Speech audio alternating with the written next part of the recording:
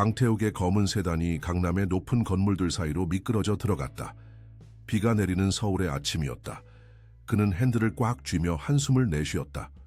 1년이 지났지만 여전히 매일 아침 그녀가 없다는 사실이 그를 숨 막히게 했다. 서연이 없는 365일, 매일이 고문 같았다. 태욱은 차를 세우고 묘지로 향했다. 우산을 펴들고 그는 비에 젖은 돌 사이로 걸었다. 서연의 묘비 앞에 멈춰 서서 그는 매일 가져오는 하얀 장미 한 송이를 내려놓았다. 서연아, 그는 돌에 새겨진 이름을 손가락으로 쓰다듬으며 속삭였다. 오늘은 내 생일이야. 기억해? 우리가 함께했던 마지막 생일에 나는 내게 그 에메랄드 목걸이를 주려고 했어. 하지만 네가 떠나기 전에 줄 수 없었어. 비가 그의 얼굴을 타고 흘러내렸다. 아니면 그것은 눈물이었을까?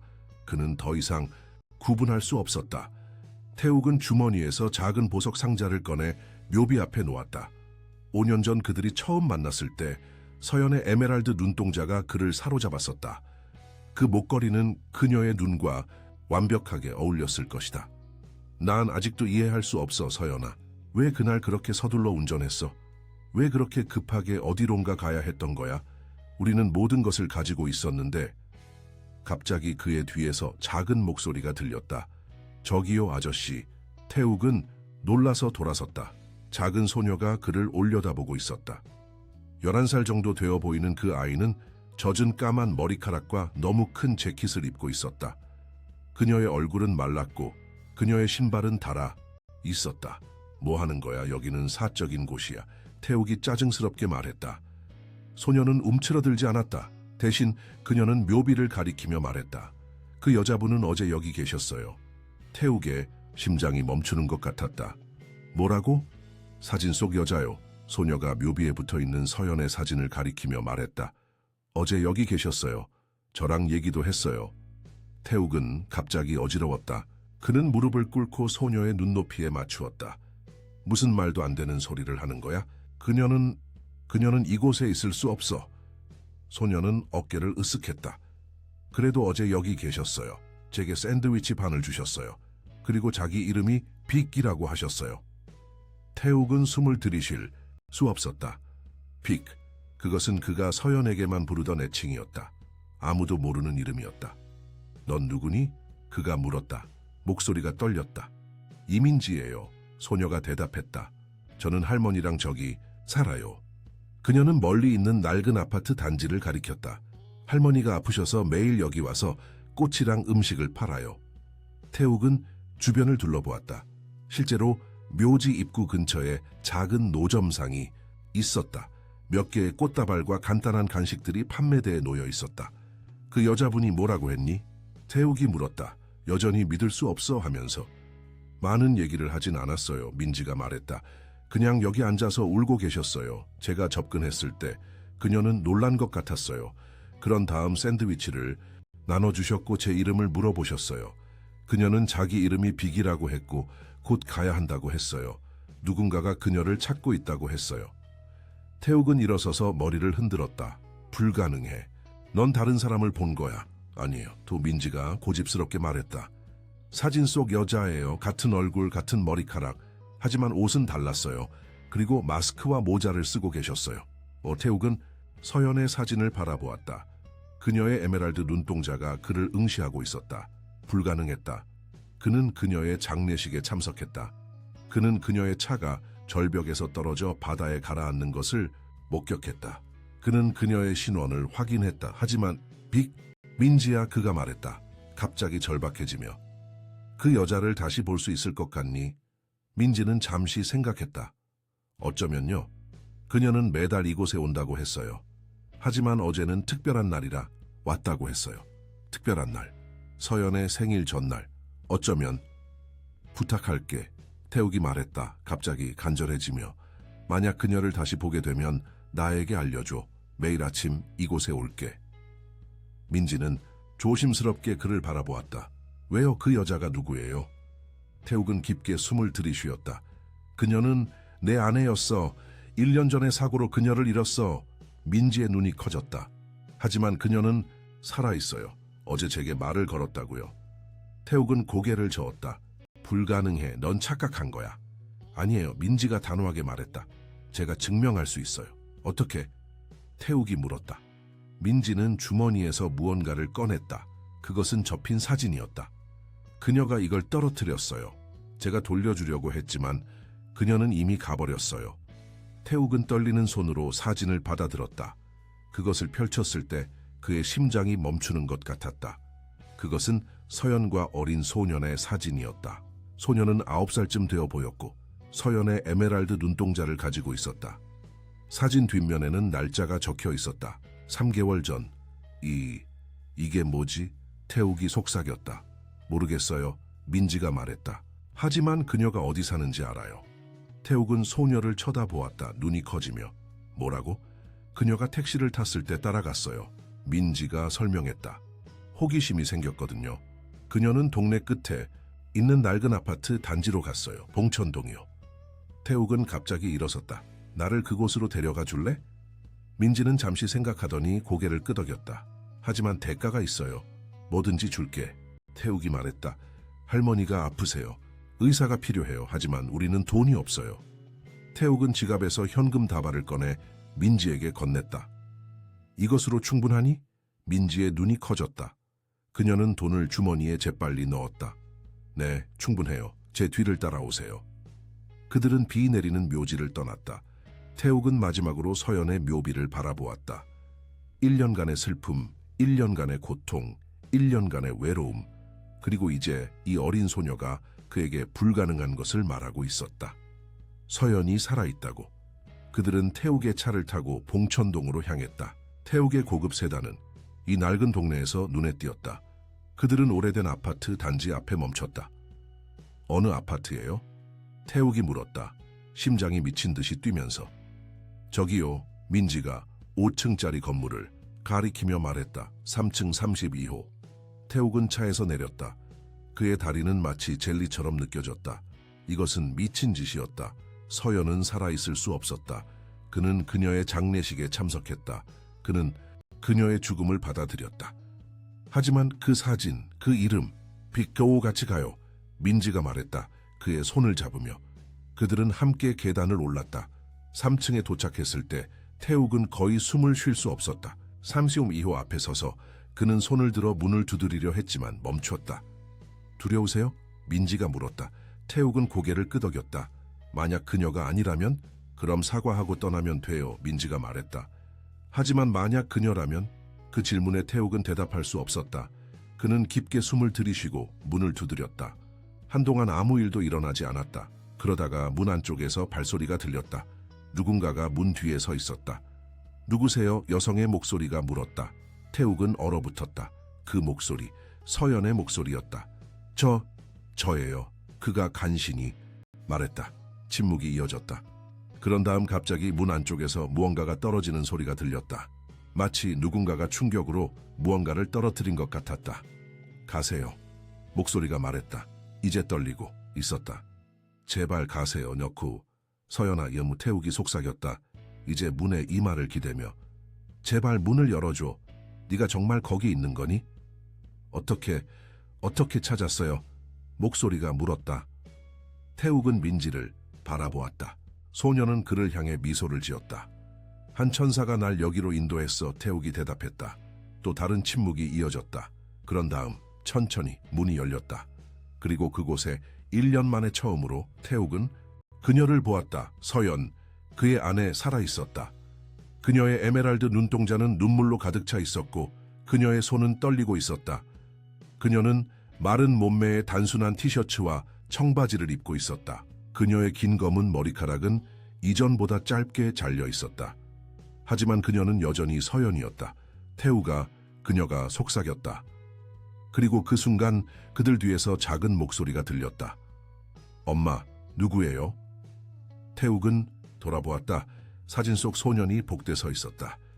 그의 눈은 서연의 눈과 똑같았다. 지호야, 서연이 말했다. 목소리가 떨렸다. 안으로 들어가자. 태욱은 그 소년을 바라보았다. 서연의 아들. 그가 결코 알지 못했던 아들.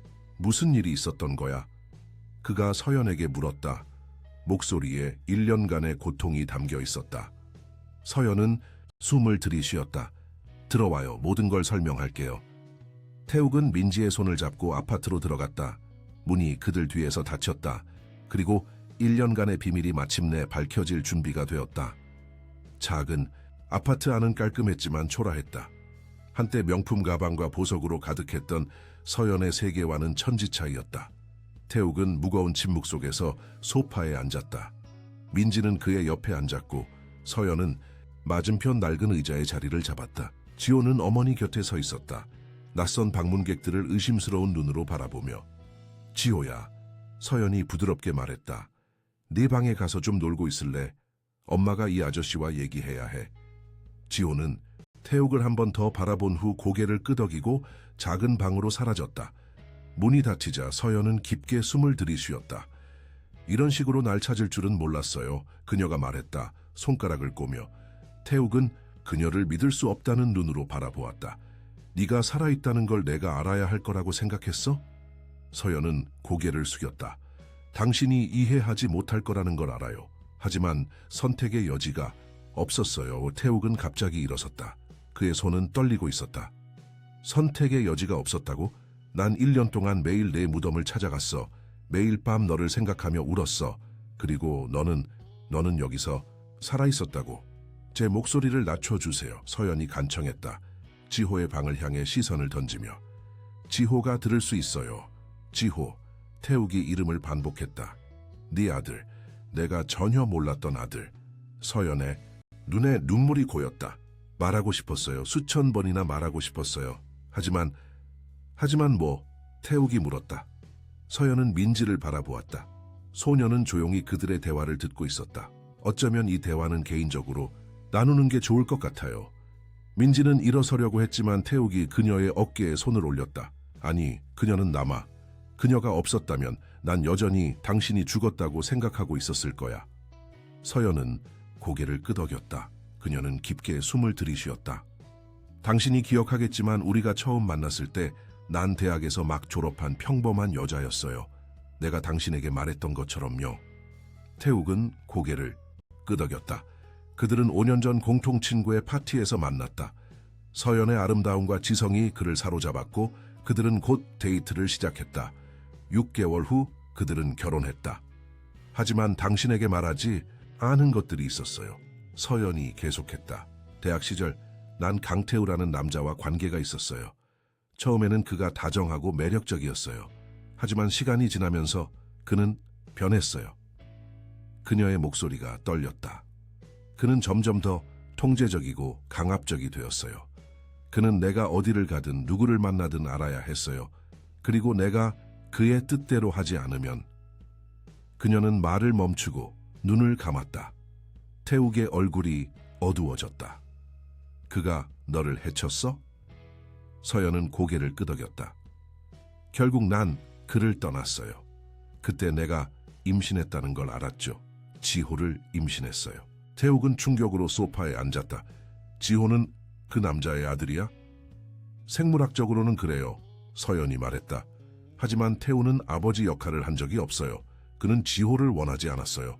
그는 내게 아이를 없애라고 강요했지만 난 거부했어요. 그래서 그는 날 떠났고 난 혼자 지호를 키웠어요. 그런데 왜 내게 말하지 않았어? 태욱이 물었다. 이제 목소리에 상처가 담겨 있었다. 서연은 눈물을 닦았다. 기억나요? 우리가 결혼하기 전 당신이 어느 날 말했죠. 난 절대 다른 사람의 아이를 키우지 않을 거야. 태욱은 기억을 더듬었다. 그들은 가족에 대해 이야기하고 있었고 그는 자신의 아이를 갖고 싶다고 말했었다. 그는 실제로 그런 말을 했었다. 하지만 그것은 일반적인 대화의 맥락에서 나온 말이었다. 그는 그 말이 이렇게 큰 결과를 가져올 줄은 몰랐다.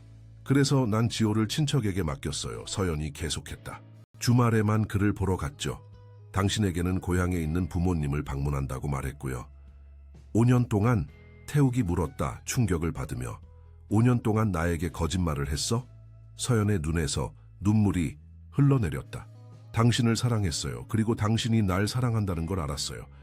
하지만 내가 이미 아이가 있다는 사실을 말하면 당신이 날 떠날까봐 두려웠어요. 그리고 시간이 지날수록 진실을 말하기가 더 어려워졌어요. 태욱은 일어서서 아파트를 서성거렸다. 그는 벽에 걸린 사진을 발견했다. 서연과 지호가 함께 웃고 있는 사진이었다. 그들은 행복해 보였다. 가족처럼 보였다. 그가 결코 알지 못했던 가족. 그렇다면 왜 자신의 죽음을 가장했지? 그가 물었다. 다시 그녀를 향해 돌아서며. 왜 그런 극단적인 조치를 취했어? 서연은 깊게 숨을 들이쉬었다. 1년 전 태우가 우리를 찾아냈어요. 어떻게 그가 당신에 대해, 우리 결혼에 대해 알게 됐는지 모르겠어요. 하지만 그는 알았어요. 그는 날 찾아와서 돈을 요구했어요. 많은 돈을요. 협박했다고? 태욱이 물었다. 서연은 고개를 끄덕였다. 그는 당신에게 지호에 대해 말하겠다고 위협했어요. 그리고 더 나쁜 것은 그는 지호를 데려가겠다고 위협했어요. 그는 법적으로 자신의 아들이니 당연히 양육권을 주장할 수 있다고 말했어요. 태욱은 주먹을 꽉 쥐었다. 그 개자식, 난 그에게 돈을 줬어요. 서연이 계속했다. 당신 몰래 우리 공동 계좌에서 돈을 인출했어요. 하지만 그는 계속 더 많은 걸 원했어요. 그는 결코 멈추지 않을 거라는 걸 알았어요. 경찰에 신고했어야지, 태욱이 말했다. 서연은 고개를 저었다. 증거가 없었어요. 그리고 만약 조사가 시작되면 지호에 대한 진실이 밝혀질 테고 당신도 알게 될 거였어요. 난 모든 걸 잃을 위험이 있었어요. 그래서 대신 죽음을 선택했어? 태욱이 물었다. 이제 분노가 슬픔으로 바뀌고 있었다. 다른 방법이 없었어요. 서연이 속삭였다. 그래서 계획을 세웠죠. 의대 시절 친구가 있었어요. 그녀는 지금 의사인데 말기 환자를 치료하고 있었어요. 몸은 비슷했고 얼굴은 알아볼 수 없을 정도로 손상될 거라는 걸 알았어요. 태욱은 충격으로 말을 잇지 못했다. 서연이 자신의 죽음을 위조하기 위해 어떤 길이까지 갔는지 이해하기 어려웠다. 내 차를 몰고 절벽으로 운전했어요. 서연이 계속했다. 모든 것이 계획대로 됐어요. 태우는 내가 죽었다고 생각했고 당신도 그랬고요. 난 지호를 데리고 여기로 왔어요. 새 이름으로, 새 정체성으로 살기 시작했죠. 1년 동안 태욱이 말했다. 네가 살아있다는 걸 알리지 않고 1년 동안 날 고통 속에 내버려 뒀어.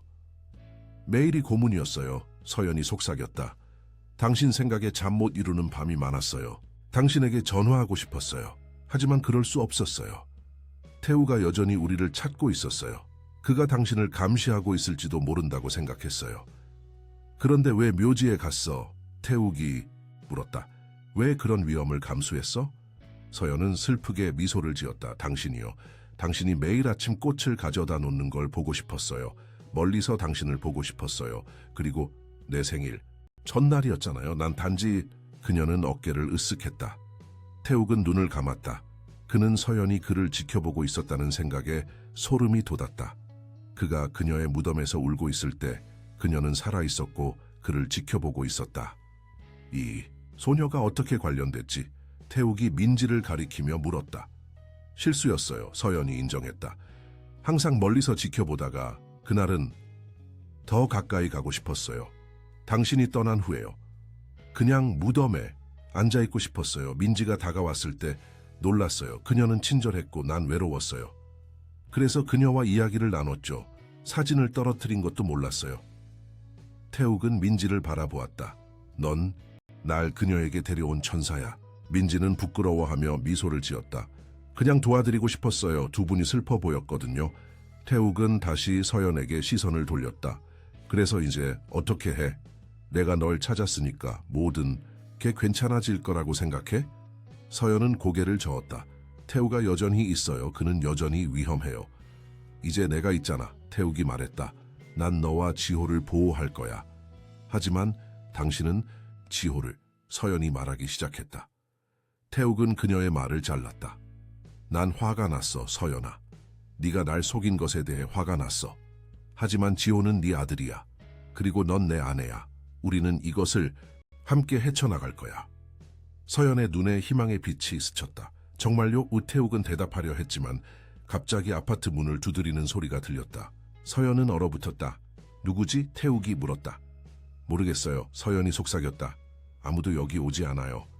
다시 두드리는 소리가 들렸다. 이번에는 더 크게. 서연아, 문 열어. 네가 거기 있는 거 알아. 메리. 서연의 얼굴이 창백해졌다. 태우예요. 근데 태욱은 일어섰다. 날 여기서 봤을 거야. 내 차가 밖에 있으니까.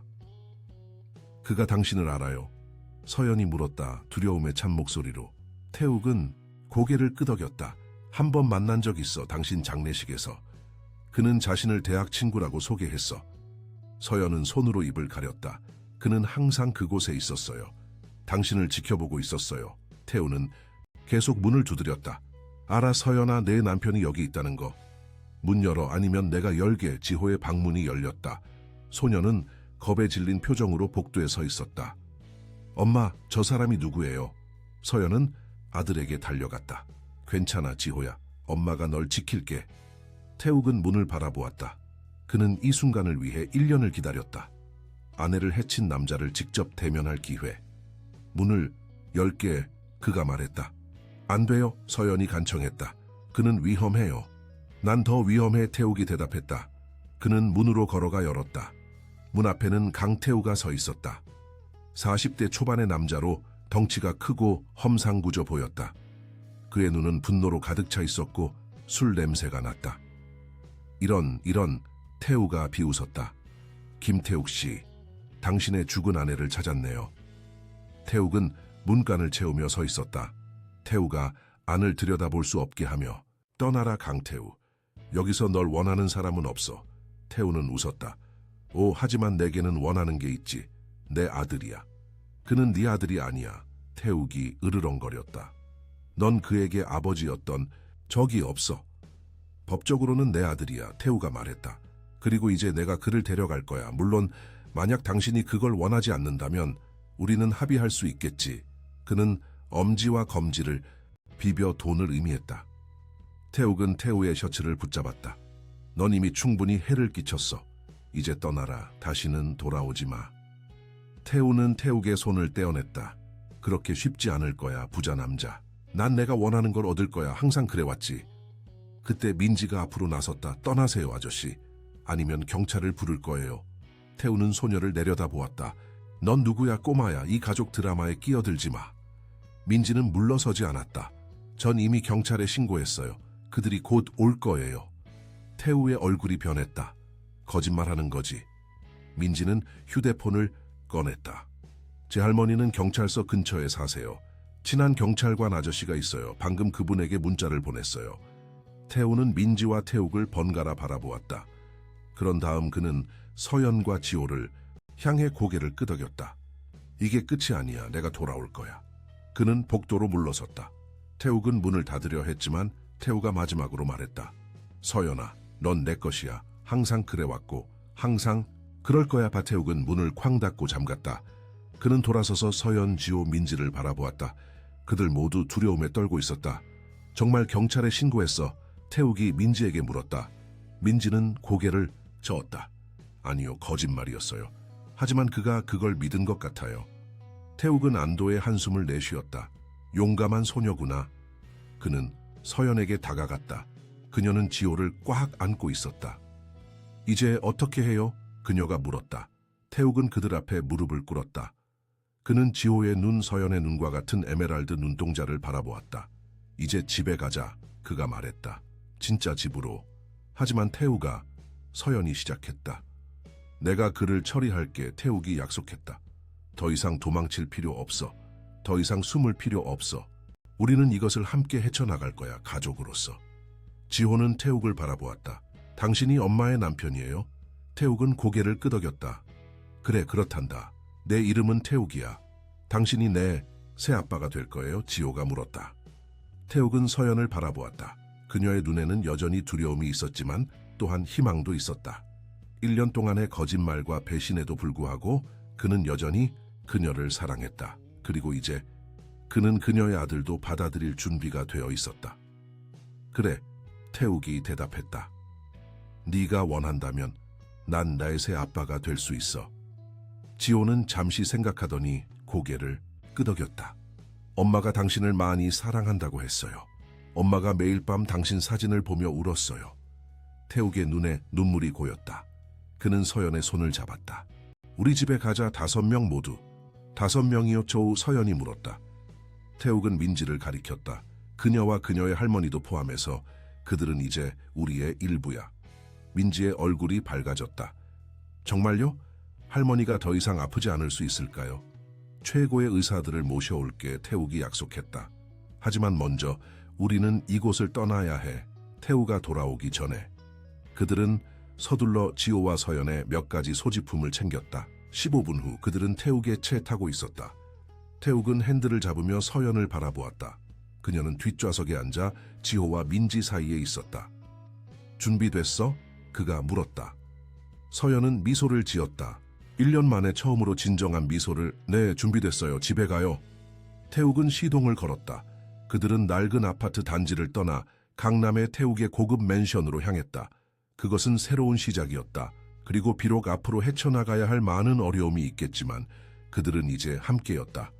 가족으로서. 하지만 그들은 태우가 쉽게 포기하지 않을 것이라는 것을 알지 못했다. 그는 그들을 뒤따르고 있었다. 어두운 표정으로 그의 차 안에서 그들을 지켜보며 이것은 아직 끝나지 않았다. 사실 이것은 겨우 시작에 불과했다. 태욱의 강남 맨션은 서연과 지회에게 마치 다른 세계처럼 느껴졌다. 1년간 작은 아파트에서 숨어 지낸 후 이 넓은 공간과 고급스러운 인테리어는 그들에게 압도적이었다. 태욱이 차를 지하 주차장에 세우고 개인 엘리베이터로 그들을 안내했을 때 지호의 눈은 놀라움으로 커졌다. 여기가 진짜 당신 집이에요? 소년이 물었다. 태욱은 미소를 지었다. 이제 우리 집이지. 엘리베이터가 펜트하우스에 도착하자 문이 열리며 넓은 거실이 모습을 드러냈다. 바닥부터 천장까지 이어진 창문을 통해 서울의 전경이 펼쳐졌다. 지호는 곧바로 창문으로 달려가 도시를 내려다보았다. 와, 모든 게 장난감 같아요. 그가 외쳤다. 서연은 불안하게 주변을 둘러보았다. 정말 이렇게 해도 괜찮은 거예요? 태우가 여기도 찾아올 수 있어요. 태욱은 그녀의 손을 잡았다. 이 건물은 최고 수준의 보안 시스템이 갖춰져 있어. 아무도 허락 없이는 들어올 수 없어. 하지만 그는 서연이 시작했다. 더 이상 두려워할 필요 없어. 태욱이 말했다. 내가 널 지킬게. 너희 둘 다. 민지는 조용히 소파에 앉았다. 이 모든 사치에 약간 위축된 듯했다. 태욱은 그녀에게 다가갔다. 민지야, 네 할머니를 데려와야 해. 어디 계시지? 봉천동에요. 민지가 대답했다. 하지만 할머니는 잘 걸으실 수 없어요. 거의 항상 침대에 누워 계세요. 걱정 마, 태욱이 말했다. 내가 데려올게. 주소를 알려줄래? 민지는 주소를 알려주었고 태욱은 곧바로 전화를 꺼내 자신의 비서에게 전화했다. 그는 의사와 간호사를 동반한 구급차를 민지의 할머니가 있는 곳으로 보내달라고 요청했다. 최고의 병원으로 그녀를 데려가세요. 그가 지시했다. 비용은 전부 제가 부담할게요. 통화를 마친 후 태욱은 다른 전화를 걸었다. 유 변호사님, 네, 태욱입니다. 긴급한 상황이 생겼습니다. 지금 바로 만나야 할 것 같아요. 서연은 걱정스러운 표정으로 그를 바라보았다. 변호사요? 태욱은 고개를 끄덕였다. 우리는 법적인 문제를 해결해야 해. 첫째, 네가 살아있다는 것을 공식적으로 해야 해. 둘째, 태우가 지회에게 접근하지 못하도록 해야 해. 그게 가능할까요? 서연이 물었다. 그는 지호의 생물학적 아버지예요. 법적 권리가 있어요. 그가 지회에 대한 권리를 행사한 적이 한 번도 없어. 태욱이 말했다. 게다가 우린 그의 학대와 협박에 대한 증거를 모을 거야.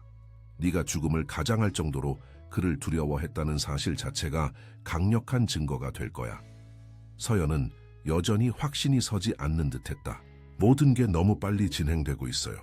어제까지만 해도 우린 숨어 지내고 있었는데. 태욱은 그녀의 어깨에 손을 올렸다. 알아. 하지만 이제 더 이상 숨지 않아도 돼. 우린 이것을 함께 헤쳐나갈 거야. 지호가 갑자기 소리쳤다. 엄마, 수영장이 있어요. 진짜 수영장이요. 서연은 웃음을 터뜨렸다. 태욱은 1년 만에 처음으로 그녀의 웃음소리를 듣고 있었다. 그것은 그에게 음악처럼 들렸다. 네가 보고 싶었어. 그가 말했다. 그녀의 얼굴을 부드럽게 쓰다듬으며. 매일. 서연의 눈에 눈물이 고였다. 저도요. 당신 생각에 잠 못 이루는 밤이 많았어요. 이젠 내가 여기 있어. 태욱이 말했다. 난 어디에도 가지 않을 거야. 그들의 대화는 초인종 소리에 중단되었다. 태욱은 보안 모니터로 가서 방문자를 확인했다. 그것은 유 변호사였다. 올라오세요. 태욱이 인터컴을 통해 말했다. 몇 분 후 40대 중반의 날카로운 정장 차림의 여성이 펜트하우스에 들어왔다. 그녀는 서연을 보자마자 멈춰 섰다.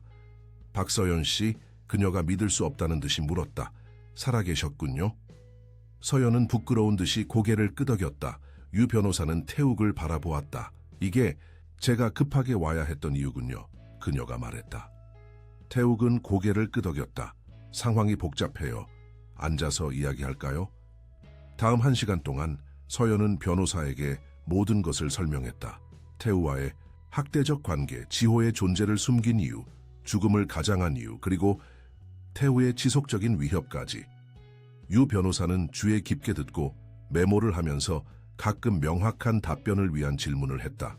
설명이 끝났을 때 그녀는 깊은 숨을 들이쉬었다. 상황이 정말 복잡하네요. 하지만 해결할 수 있는 방법이 있습니다. 어떤 방법이죠? 서연이 물었다. 먼저 당신이 살아있다는 것을 공식적으로 해야 합니다. 이것은 법원에 가서 신원을 확인하고 사망증명서를 무효화하는 절차를 포함합니다. 둘째, 강태우 씨에 대한 접근 금지 명령을 신청해야 합니다. 그게 효과가 있을까요? 태욱이 물었다. 유 변호사는 고개를 끄덕였다. 당신의 위치와 영향력을 고려하면 우리는 빠르게 진행할 수 있습니다. 그리고 제가 태우 씨의 과거를 조사해보니 그는 이전에도 법적 문제가 있었더군요. 음주운전으로 2번, 폭행으로 1번 체포된 기록이 있습니다. 서연은 놀란 듯했다. 몰랐어요. 그리고 지회관에서는 유 변호사가 계속했다. 강태우 씨가 생물학적 아버지이긴 하지만 그가 아버지로서의 책임을 다한 증거가 없습니다. 그는 양육비를 지불한 적이 없고 지호의 삶에 관여한 적도 없죠. 이런 상황에서는 김태욱 씨가 지호를 입양하고 법적 아버지가 되는 것이 가능합니다. 정말요? 서연이 물었다. 눈에 희망이 반짝이며 유 변호사는 미소를 지었다. 네, 가능합니다. 물론 태우 씨가 동의하지 않으면 법정 싸움이 될 수 있지만 우리가 이길 가능성이 높습니다. 특히 그의 협박과 학대 증거가 있다면요. 태욱은 서연의 손을 꼭 잡았다. 들었지? 우린 이길 거야서. 서연은 눈물을 닦았다. 정말 끝날 수 있을까요? 태우로부터의 자유? 저희가 도와드리겠습니다. 유 변호사가 약속했다. 내일 아침 일찍 절차를 시작하겠습니다. 변호사가 떠난 후 태욱은 서연과 함께 발코니로 나갔다. 서울의 불빛이 그들 아래에서 반짝이고 있었다. 1년 만에 처음으로 서연은 마스크나 모자 없이 바깥 공기를 마실 수 있었다. 이상하네요. 그녀가 말했다. 1년 동안 숨어 지내다가 갑자기 이렇게 자유롭게. 태욱이 제안했다. 서연은 고개를 저었다. 아직은 아니에요. 태우가 포기할 것 같지 않아요. 마치 그녀의 말을 확인이라도 하듯 태욱의 휴대폰이 울렸다. 그는 화면을 보고 얼굴을 찌푸렸다. 누구예요? 서연이 물었다. 알 수 없는 번호야. 태욱이 대답했다. 그는 전화를 받았다. 여보세요? 찾았다. 부자 남자 태우의 목소리가 들렸다. 내 집을 찾았어. 인상적이군. 이제 서연과 내 아들이 어디 있는지 알아. 태욱은 경계하며 주변을 둘러보았다. 뭘 원하는 거지? 태우? 뭘 원하는지 알잖아. 태우가 대답했다. 돈 많은 돈 그리고 내 아들. 넌 지호를 원하지 않아. 태욱이 말했다. 넌 그저 날 괴롭히려는 것뿐이야. 태우가 웃었다. 날 잘 아는구나. 맞아, 난 그 꼬마가 필요 없어. 하지만 네가 그를 원한다면 그건 그가 가치가 있다는 뜻이지. 얼마나 원해? 태욱이 물었다. 20억. 태우가 즉시 대답했다. 현금으로. 그리고 내가 지회 대한 모든 권리를 포기하는 문서에 서명할게. 태욱은 눈을 감았다. 그것은 엄청난 금액이었지만 그에게는 감당할 수 있는 돈이었다. 그리고 서연과 지호의 평화와 안전을 위해서라면 그는 기꺼이 지불할 것이었다. 좋아, 그가 말했다. 하지만 조건이 있어. 넌 서연과 지호에게 다시는 접근하지 않을 것이고 그들을 괴롭히지 않을 거야. 법적 문서에 서명할 거고. 그래. 태우가 대답했다. 법적 문서라.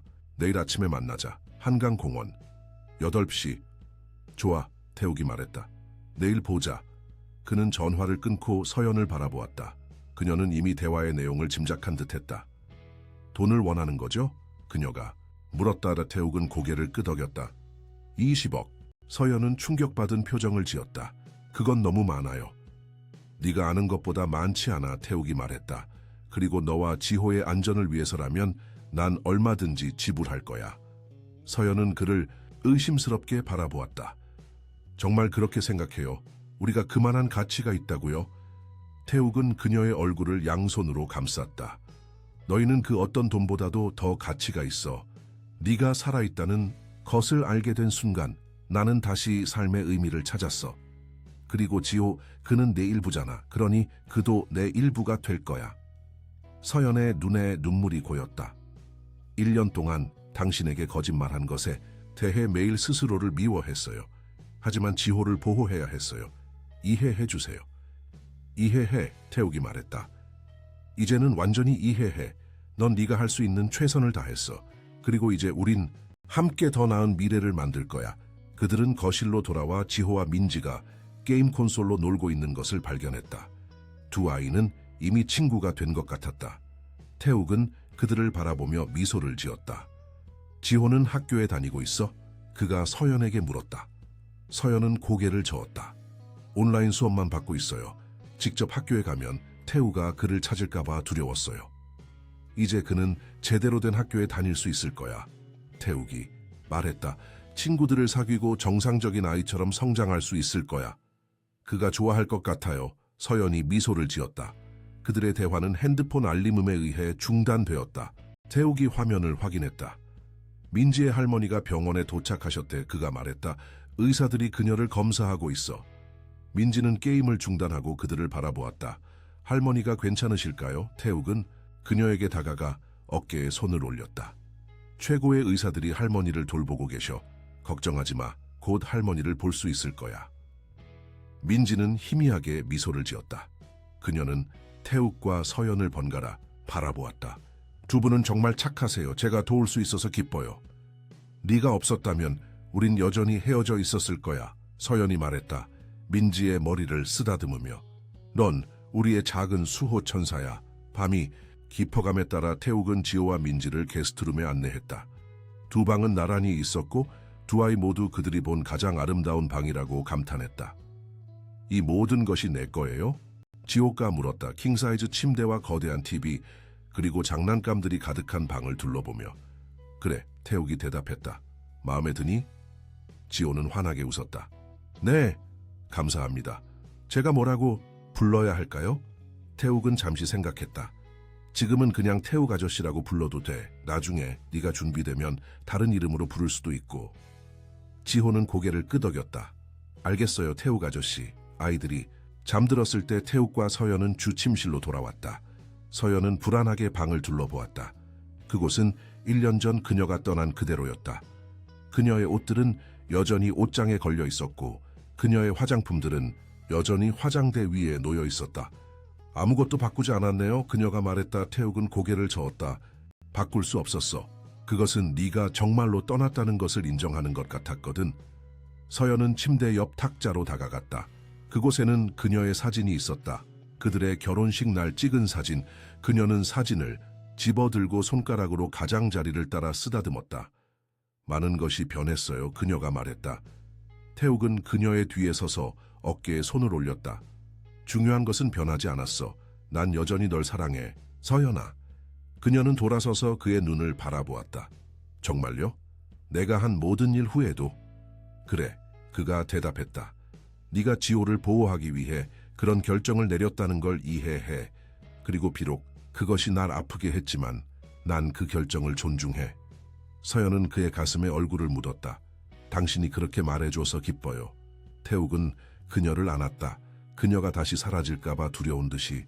파스, 내일 태우를 만나고 이 모든 것을 끝낼 거야. 그리고 우린 새로운 시작을 할 수 있을 거야. 서연은 고개를 들어 그를 바라보았다. 정말 그렇게 간단할까요? 태욱은 미소를 지었다. 간단하진 않겠지. 하지만 우린 함께 할 거야. 그리고 그것이 중요한 거야. 그는 침대를 가리켰다. 피곤할 테니 좀 쉬어. 난 소파에서 잘게. 서연은 고개를 저었다. 아니요, 제발 오늘 밤 저를 안아주세요. 1년이 너무 길었어요. 태욱은 그녀의 요청에 놀란 듯했지만 고개를 끄덕였다. 그들은 함께 침대에 누웠고 태욱은 서연을 품에 안았다. 그녀의 향기, 그녀의 온기, 그녀의 존재. 그는 1년 동안 그것들을 갈망했다. 사랑해. 그가 그녀의 머리에 키스하며 속삭였다. 서연은 그의 가슴에 더 가까이 안겼다. 나도 사랑해요. 항상 사랑했어요. 그들은 서로의 팔 안에서 잠이 들었다. 1년간의 분리 후 처음으로. 그들 앞에는 아직 많은 도전이 있었지만 적어도 이 순간 그들은 평화를 찾았다. 하지만 그들이 몰랐던 것은 태우가 이미 다음 수를 계획하고 있다는 것이었다. 그는 단순히 돈을 원하는 것이 아니었다. 그는 복수를 원했다. 그리고 그는 그것을 얻기 위해 무엇이든 할 준비가 되어 있었다. 다음 날 아침, 태욱은 일찍 일어났다. 그는 조용히 침대에서 빠져나와 서연이 계속 자게 놔두었다. 그녀는 평화롭게 보였다. 아마도 1년 만에 처음으로 진정한 안도감을 느끼며 잠들었을 것이다. 태욱은 태우와의 만남을 준비했다. 그는 은행에 전화해 현금을 준비하도록 했다. 그런 다음 그의 보안 책임자에게 연락했다. 오늘 아침 한강공원에서 만남이 있어. 그가 설명했다. 위험할 수 있어. 팀을 준비해줘. 그가 막 출발하려 할 때 지호가 부엌에 나타났다. 잠옷차림으로 눈을 비비며. 태욱 아저씨, 소년이 말했다. 어디 가세요? 태욱은 미소를 지었다. 중요한 일이 있어. 곧 돌아올게. 이게 엄마와 저를 돕기 위한 건가요? 지호가 물었다. 나이보다 더 어른스러운 표정으로. 태욱은 고개를 끄덕였다. 그래, 이것으로 모든 문제가 해결될 거야. 지호는 태욱에게 다가와 그의 팔을 잡았다. 조심하세요. 강태우 아저씨는 나쁜 사람이에요. 태욱은 놀랐다. 그를 알아. 지호는 고개를 끄덕였다. 몇 번 만났어요. 그는 항상 엄마를 무서워하게 만들었어요. 그는 소리를 지르고 물건을 던졌어요. 태욱의 얼굴이 어두워졌다. 더 이상 그런 일은 없을 거야. 약속할게. 그는 지호의 머리를 쓰다듬었다. 잘 있어. 내가 없는 동안 엄마와 민지를 돌봐줘. 지호는 진지하게 고개를 끄덕였다. 네, 그럴게요. 태욱은 펜트하우스를 떠나 한강공원으로 향했다. 그의 차 뒤에는 보안 요원들을 태운 다른 차가 따라오고 있었다. 그는 가방 안의 현금을 확인했다. 20억. 그것은 서연과 지호의 자유를 위한 대가였다. 그는 약속 장소에 도착했을 때 태우가 이미 거기에 있는 것을 보았다. 그 남자는 강가에 서 있었다. 담배를 피우며 강을 바라보고 있었다. 태욱은 차에서 내려 그에게 다가갔다. 왔군. 태우가 말했다. 돌아보지도 않고. 돈을 가져왔어. 태욱이 말했다. 가방을 들어 보이며. 태우는 웃었다. 좋아, 보자. 태욱은 가방을 열어 그 안에 현금 다발을 보여주었다. 태우의 눈이 욕심으로 빛났다. 이제 내 차례야. 태욱이 말했다. 법적 문서에 서명해 지회에 대한 모든 권리를 포기하고 서연과 지회에게 접근하지 않겠다는 약속. 태우는 안주머니에서 접힌 서류를 꺼냈다. 여기 있어. 내 변호사가 작성했어. 태욱은 서류를 펼쳐 내용을 확인했다. 모든 것이 그들이 합의한 대로였다. 태우는 지회에 대한 모든 법적 권리를 포기하고 서연이나 지회에게 접근하지 않겠다고 약속했다. 서명했네. 태욱이 말했다. 태우의 서명을 확인하며. 당연하지. 태우가 말했다. 이제 내 돈을 줘. 태욱은 가방을 건넸다. 태우는 가방을 열어 다시 한번 내용물을 확인했다. 그런 다음 그는 웃었다. 이제 끝났군. 그가 말했다. 서연과 그 꼬마는 이제 내 거야. 태욱은 고개를 끄덕였다. 그래, 끝났어. 이제 우리 삶에서 사라져봐. 태우는 가방을 들고 돌아서려 했지만 갑자기 멈춰섰다. 그는 태욱을 향해 다시 돌아섰다. 그의 얼굴에 이상한 표정을 지으며 한 가지 더 있어. 그가 말했다. 태욱은 경계했다. 뭐지? 태우는 웃었다. 그러나 그것은 따뜻한 웃음이 아니었다. 그것은 차갑고 계산적인 웃음이었다. 내가 서연을 보낼 거라고 정말 생각했어? 그녀는 내 거야. 항상 그래왔어. 그는 재킷 안으로 손을 뻗어 무언가를 꺼내기 시작했다. 태욱은 그것이 무엇인지 보기도 전에 본능적으로 뒤로 물러섰다. 그 순간 태욱의 보안 요원들이 달려와 태우를 제압했다. 그들은 그를 땅에 눕히고 그의 손을 등 뒤로 묶었다. 뭐야? 이게 뭐야? 태우가 소리쳤다. 태욱은 그에게 다가갔다. 보안 요원 중 한 명이 태우의 재킷에서 꺼낸 것을 그에게 건넸다. 그것은 칼이었다. 날 죽이려고 했어? 태욱이 물었다. 충격받은 목소리로. 태우는 미친 듯이 웃었다. 그녀는 내 거야. 네가 그녀를 가질 수 없어. 태욱은 고개를 저었다. 넌 미쳤어. 경찰을 불러. 보안 요원 중 한 명이 전화를 꺼내 경찰에 전화했다. 태욱은 태우를 내려다보았다. 그 남자의 얼굴에는 이제 공포가 서려 있었다. 네가 방금 한 일은 내 인생을 망쳤어. 태욱이 말했다. 넌 감옥에 갈 거야. 그리고 서연과 지호는 마침내 자유로워질 거야. 태우는 저항했지만 소용없었다. 보안 요원들은 그를 단단히 붙잡고 있었다. 그는 태욱을 향해 소리쳤다. 이게 끝이 아니야. 난 돌아올 거야. 태욱은 그저 고개를 저었다. 아니, 돌아오지 못할 거야. 경찰이 도착했을 때 태욱은 그들에게 상황을 설명했다. 그는 서명된 법적 문서와 태우의 칼을 증거로 제시했다. 경찰은 태우를 체포했고 그는 살인 미수 혐의로 기소될 것이었다. 태욱은 집으로 돌아가면서 안도의 한숨을 내쉬었다. 그것은 생각했던 것보다 훨씬 더 위험했다. 하지만 이제 그것은 끝났다. 태우는 더 이상 그들을 위협할 수 없을 것이다. 그가 펜트하우스에 도착했을 때 서연은 거실에서 기다리고 있었다. 불안한 표정으로. 어떻게 됐어요? 그녀가 물었다. 태욱은 미소를 지었다. 끝났어. 태우는 더 이상 우리를 괴롭히지 못할 거야. 그는 그녀에게 일어난 모든 일을 설명했다. 서연은 태우가 태욱을 해치려 했다는 말에 창백해졌다. 그가 당신을 다치게 할 수도 있었어요. 그녀가 속삭였다. 하지만 그러지 않았어. 태욱이 말했다. 그리고 이제 그는 감옥에 갈 거야. 우린 마침내 새로운 시작을 할 수 있을 거야. 서연은 그를 꽉 안았다. 고마워요. 당신 없이는 이런 일을 해내지 못했을 거예요. 태욱은 그녀의 머리에 키스했다. 함께 했기에 가능했어. 그리고 이제부터 우린 항상 함께 할 거야. 그들은 그렇게 서 있었다. 서로를 안고 마침내 자유롭게.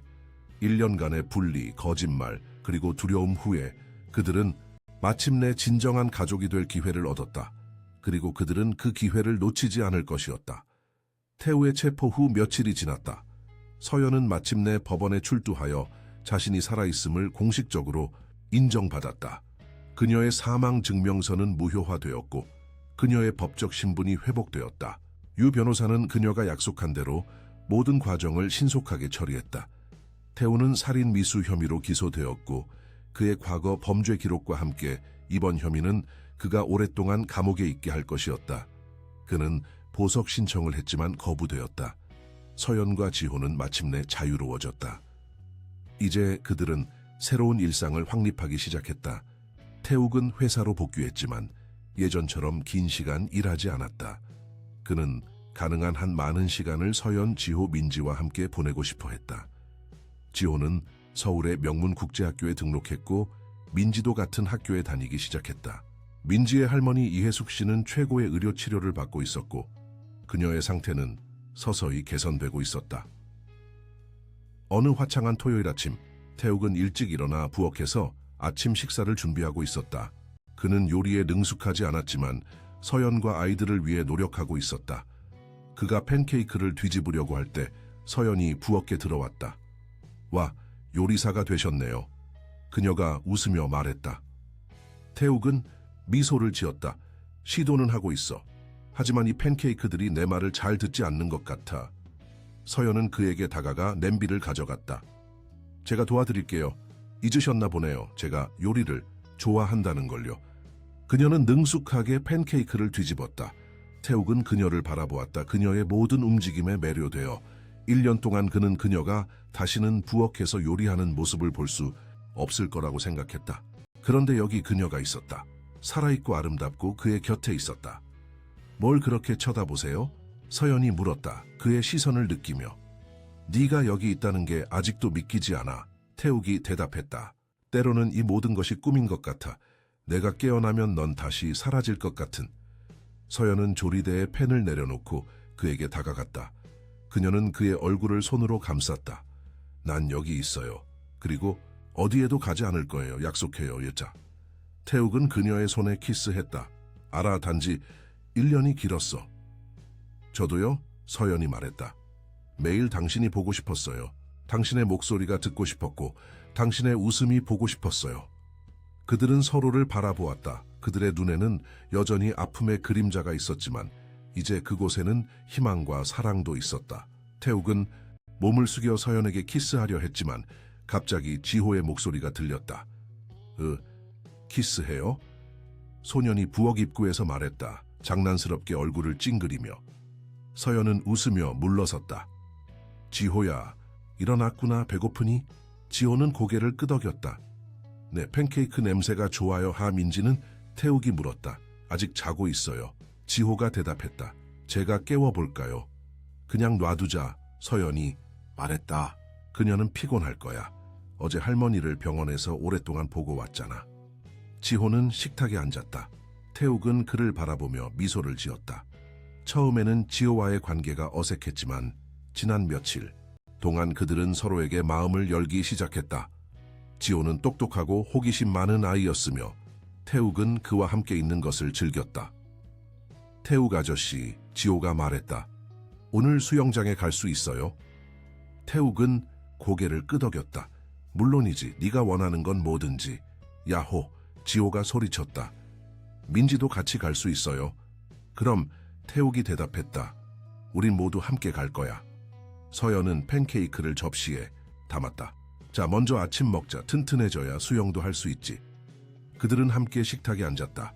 태욱은 이 순간에 단순한 행복을 만끽했다. 아침 식사를 함께하는 가족. 1년 전만 해도 그는 이런 일이 다시는 없을 거라고 생각했다. 오늘 병원에 가서 할머니를 볼 거예요? 지호가 민지에 대해 물었다. 서연은 고개를 끄덕였다. 그래, 오후에 갈 거야. 하지만 먼저 수영장에. 까야! 그들이 식사를 마치고 있을 때 민지가 부엌에 나타났다. 여전히 잠옷 차림으로 눈을 비비며. 좋은 아침, 태욱이 말했다. 배고프니? 민지는 고개를 끄덕였다. 네. 뭔가 좋은 냄새가 나요. 서연 이모가 팬케이크를 만들었어. 지호가 말했다. 야, 정말 맛있어. 민지는 식탁에 합류했다. 그녀는 지난 며칠 동안 많이 변했다. 더 이상 수줍음을 타지 않았고 더 많이 웃었다. 태욱의 집에서 지내는 것, 제대로 된 식사를 하는 것, 새 옷을 입는 것, 이 모든 것이 그녀에게 큰 변화였다. 할머니는 어때? 서연이 물었다. 민지에게 팬케이크를 건네며. 민지의 얼굴이 밝아졌다. 훨씬 좋아지셨어요. 의사 선생님이 말하길 할머니가 일주일 안에 퇴원하실 수 있대요. 그거 정말 좋은 소식이구나. 태욱이 말했다. 할머니가 퇴원하시면 우리 집 1층 게스트하우스에서 지내실 수 있을 거야. 그곳은 넓고 정원 전망도 좋아. 민지의 눈이 커졌다. 정말요? 할머니가 정말 좋아하실 거예요. 태욱은 미소를 지었다. 당연하지. 너희는 이제 우리 가족이야. 민지는 감격에 찬 눈으로 그를 바라보았다. 그녀는 갑자기 자리에서 일어나 태욱에게 달려가 그를 꽉 안았다. 고마워요. 그녀가 속삭였다. 저희를 도와주셔서 정말 감사해요. 태욱은 놀랐지만 곧 그녀를 안아주었다. 고마워할 필요 없어, 민지야. 네가 우리를 도와준 거야. 네가 없었다면 서연과 지호를 찾지 못했을 거야. 아침 식사 후 그들은 수영장으로 향했다. 태욱의 집에는 실내 수영장이 있었고 지호와 민지는 그곳에서 신나게 놀았다. 태욱과 서연은 수영장 가장자리에 앉아 아이들을 지켜보았다. 지호가 정말 행복해 보이네요. 서연이 말했다. 아들이 물속에서 웃고 뛰어노는 것을 보며. 태욱은 고개를 끄덕였다. 그래, 그는 마침내 정상적인 아이처럼 지낼 수 있게 됐어. 당신이 그를 받아들여 주어서 정말 고마워요. 서연이 말했다. 태욱의 손을 잡으며. 많은 남자들이 그렇게 하지 않았을 거예요. 태욱은 그녀의 손을 꼭 쥐었다. 그는 네 아들이야. 그러니 그는 내 아들이기도 해. 서연의 눈에 눈물이 고였다. 태욱은 곧 그녀를 안았다. 울지 마, 그가 말했다. 이제 다 괜찮아. 서연은 눈물을 닦았다.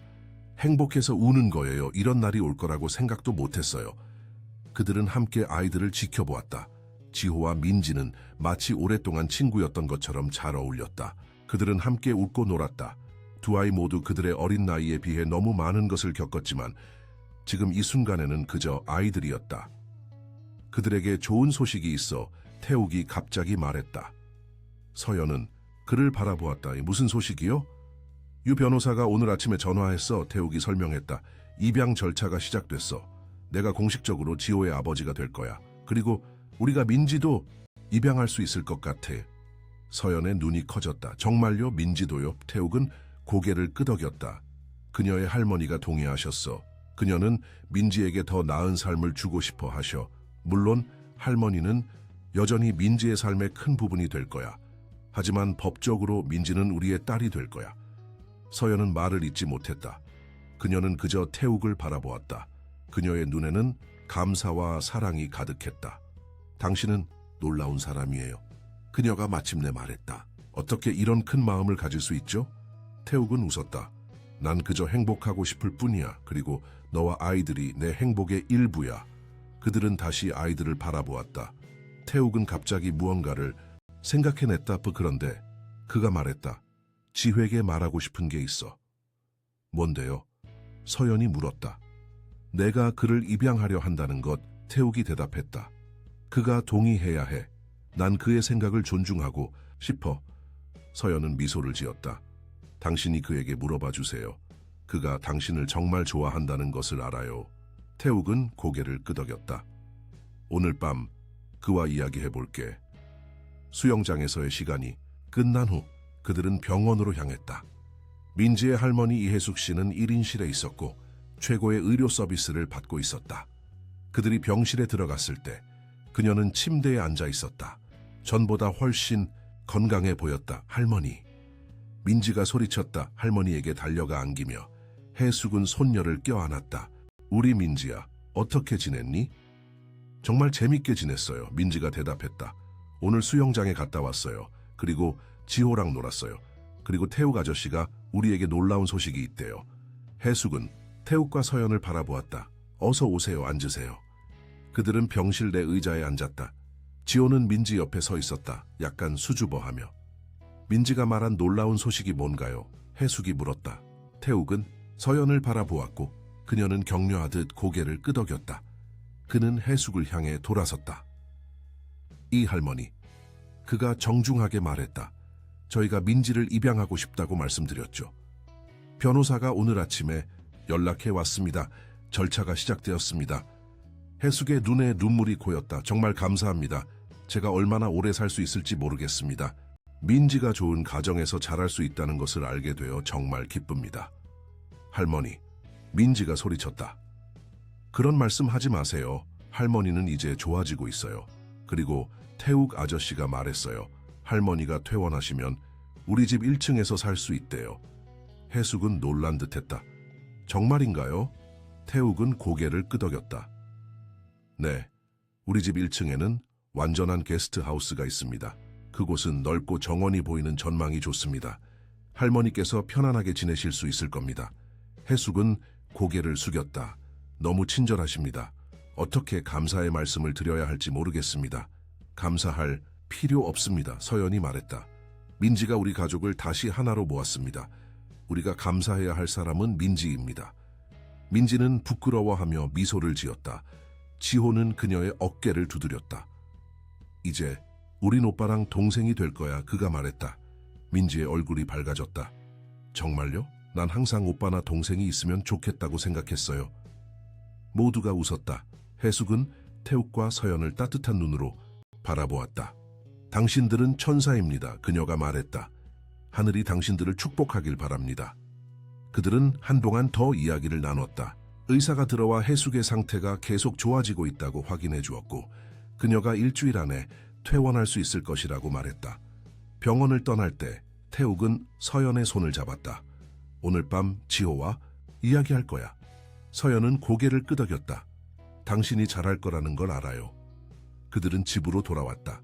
저녁 식사 후 태욱은 지회에게 그의 방에서 이야기를 나눌 수 있는지 물었다.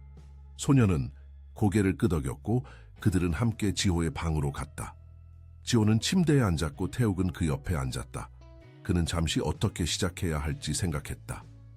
지호야, 그가 마침내 말했다. 난 내게 중요한 질문을 하고 싶어. 지호는 호기심 어린 눈으로 그를 바라보았다. 뭔데요, 태욱 아저씨? 태욱은 깊게 숨을 들이쉬었다. 내가 네 아빠가 되고 싶어. 법적으로. 그게 너에게도 괜찮을까? 지호의 눈이 커졌다. 정말요? 제 아빠가 되고 싶으세요? 태욱은 고개를 끄덕였다.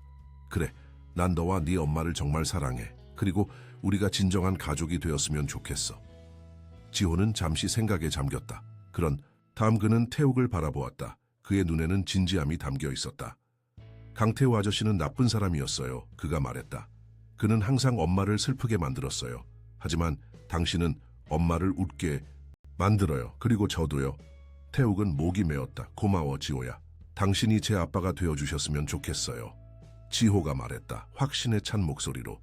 그럼 제가 당신을 아빠라고 불러도 될까요? 태욱의 눈에 눈물이 고였다.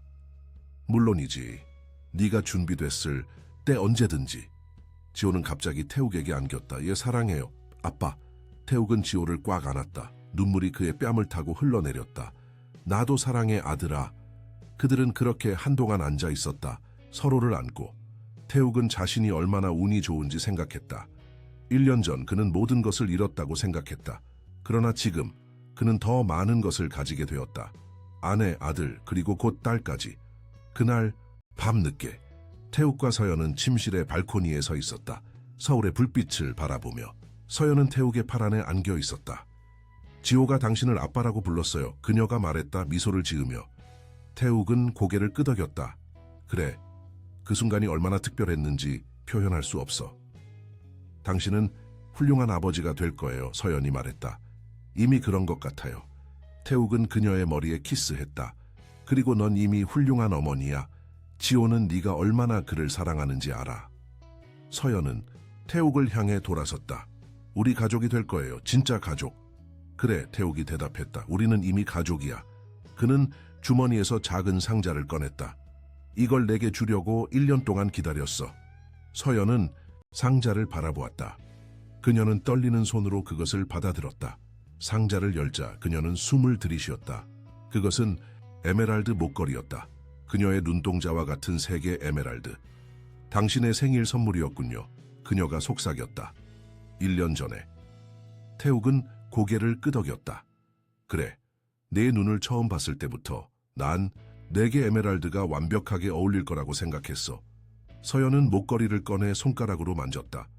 너무 아름다워요. 네가 더 아름다워. 태욱이 말했다. 내가 내게 해줄래?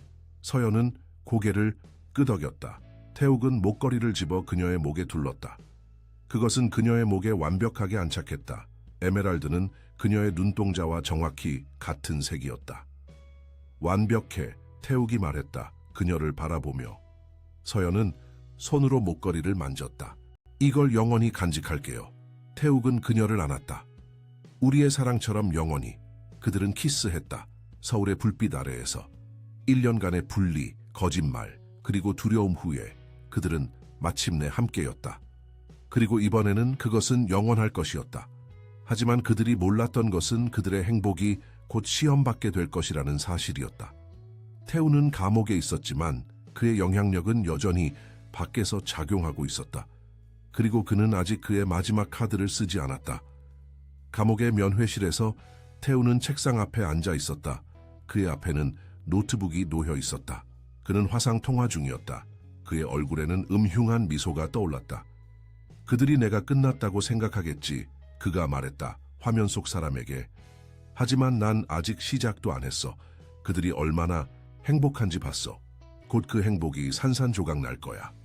화면 속 사람의 얼굴은 보이지 않았지만 그 목소리는 차갑고 계산적이었다. 당신이 원하는 것을 정확히 말해보세요. 강태우 씨. 태우는 웃었다. 복수야. 그리고 당신은 나를 도울 거야. 왜냐하면 당신도 김태욱이 망하는 것을 보고 싶으니까. 계속하세요. 목소리가 말했다. 태우는 몸을 앞으로 기울였다. 이것이 내 계획이야. 그리고 그렇게 새로운 위협이 그림자 속에서 성장하고 있었다. 태욱과 서연의 새로운 행복을 위협하며 그들의 시험은 아직 끝나지 않았다. 사실 가장 큰 시험은 이제 막 시작되려 하고 있었다. 2달이 지났다. 9월의 선선한 바람이 서울의 거리를 쓸고 지나갔다. 가을의 첫 징후가 보이기 시작했고 나무들은 천천히 색을 바꾸고 있었다. 태욱과 서연의 가족은 새로운 일상에 안착했다. 지호는 새 학교에 잘 적응했고 이미 몇몇 친구들을 사귀었다. 그는 똑똑하고 사교적인 아이였으며 선생님들은 그를 좋아했다. 민지도 같은 학교에 다니기 시작했고 비록 처음에는 조금 수줍어했지만 곧 친구들을 사귀었다. 그녀는 특히 미술에 재능이 있었고 미술 선생님은 그녀가 특별한 재능을 가지고 있다고 말했다. 민지의 할머니 해숙은 한 달 전에 퇴원했고 이제 태욱의 집 1층 게스트 하우스에 살고 있었다. 그녀의 건강은 계속 개선되고 있었고 그녀는 집 정원에서 많은 시간을 보냈다. 종종 거기서 작은 채소 정원을 가꾸며. 서연은 자신의 인생을 다시 찾기 시작했다. 그녀는 태욱의 회사, 자선재단에서 일하기 시작했고 어려운 상황에 처한 아이들을 돕는 프로그램을 개발하고 있었다. 그녀의 개인적인 경험은 그녀에게 그런 아이들이 필요로 하는 것을 깊이 이해하게 해주었다. 태욱은 회사에서 보내는 시간을 줄였다. 그는 더 이상 늦은 밤까지 일하지 않았고 해외 출장도 최소화했다. 그의 우선순위는 바뀌었다. 이제 그에게 가장 중요한 것은 가족이었다. 그들의 입양, 절차도 순조롭게 진행되고 있었다. 태욱은 공식적으로 지호의 입양 절차를 시작했고 민지의 입양도 진행 중이었다. 유 변호사는 모든 법적 절차가 몇 주 안에 완료될 것이라고 확신했다. 태우는 여전히 감옥에 있었다. 그는 살인 미수 혐의로 재판을 기다리고 있었고 보석 신청은 여러 번 기각되었다. 그의 과거 범죄 기록과 태욱에 대한 공격 시도를 고려할 때 그가 오랫동안 감옥에 있을 것이 거의 확실했다.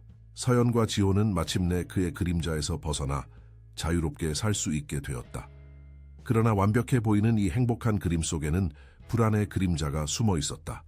태욱은 최근 회사에서 이상한 일들을 경험하고 있었다. 중요한 계약이 갑자기 취소되었고 오랜 비즈니스 파트너들이 이유 없이 관계를 끊었다. 그는 이것이 단순한 우연인지 아니면 더 음흉한 무언가가 진행 중인지 확신할 수 없었다. 어느 화창한 토요일 아침, 태욱은 정원에서 신문을 읽고 있었다. 서연은 부엌에서 아침 식사를 준비하고 있었고 아이들은 아직 자고 있었다. 해숙은 정원 한쪽에서 채소를 돌보고 있었다. 태욱이 비즈니스 섹션을 펼쳤을 때 그의 얼굴이 어두워졌다. 거기에는 그의 회사에 대한 기사가 있었다. 제목은 김태욱 제국의 몰락이 시작되었나. 기사는 그의 회사가 재정적 어려움을 겪고 있으며 여러 주요 계약을 잃었고 주가가 하락하고 있다고 주장했다. 더 심각한 것은 그것이 태욱의 불안정한 리더십과 집중력 부족 때문이라고 암시했다는 점이었다. 이게 뭐지? 태욱이 중얼거렸다. 기사를 자세히 읽으며. 그때 서연이 정원으로 나왔다. 커피 2잔을 들고. 좋은 아침이에요. 그녀가 말했다. 미소를 지으며. 그러나 그녀가 태욱의 표정을 보자 그녀의 미소가 사라졌다. 무슨 일이에요? 태욱은 그녀에게 신문을 건넸다. 서연은 기사를 읽으며 점점 더 걱정스러운 표정을 지었다. 이게 사실이에요? 그녀가 물었다. 태욱은 한숨을 내쉬었다. 일부는 사실이야. 우리가 몇몇 계약을 잃은 건 사실이야. 그리고 주가가 떨어지고 있어. 하지만 이 기사는 상황을 과장하고 있어. 그리고 내 리더십에 대한 이 비판은 이것은 내부에서 나온 정보처럼 보여. 누가 이런 일을 할까요? 서연이 물었다. 태욱은 고개를 저었다. 모르겠어. 하지만 최근에 이상한 일들이 많이 일어나고 있어. 이것이 우연이라고 생각하지 않아. 서연은 걱정스러운 표정으로 그를 바라보았다. 태욱가 뭔가 관련되어 있을까요? 그는 감옥에 있어. 태욱이 말했다. 하지만 그가 밖에 협력자를 두고 있을 수도 있겠지. 서연은 커피잔을 내려놓았다. 이것이 얼마나 심각한가요? 태욱은 잠시 생각했다. 지금으로서는 걱정할 정도는 아니야. 회사는 견고해. 우리는 이런 종류의 위기를 견뎌낼 수 있어. 하지만 이것이 누군가의 조직적인 공격이라면 그들이 다음에 무엇을 할지 알아내야 해. 그들의 대화는 지호와 민지가 정원으로 뛰어나오면서 중단되었다. 좋은 아침이에요, 지호가 외쳤다. 태욱에게 달려가 안기며. 태욱은 웃으며 아들을 안아주었다. 좋은 아침, 지호야. 잘 잤니? 지호는 고개를 끄덕였다.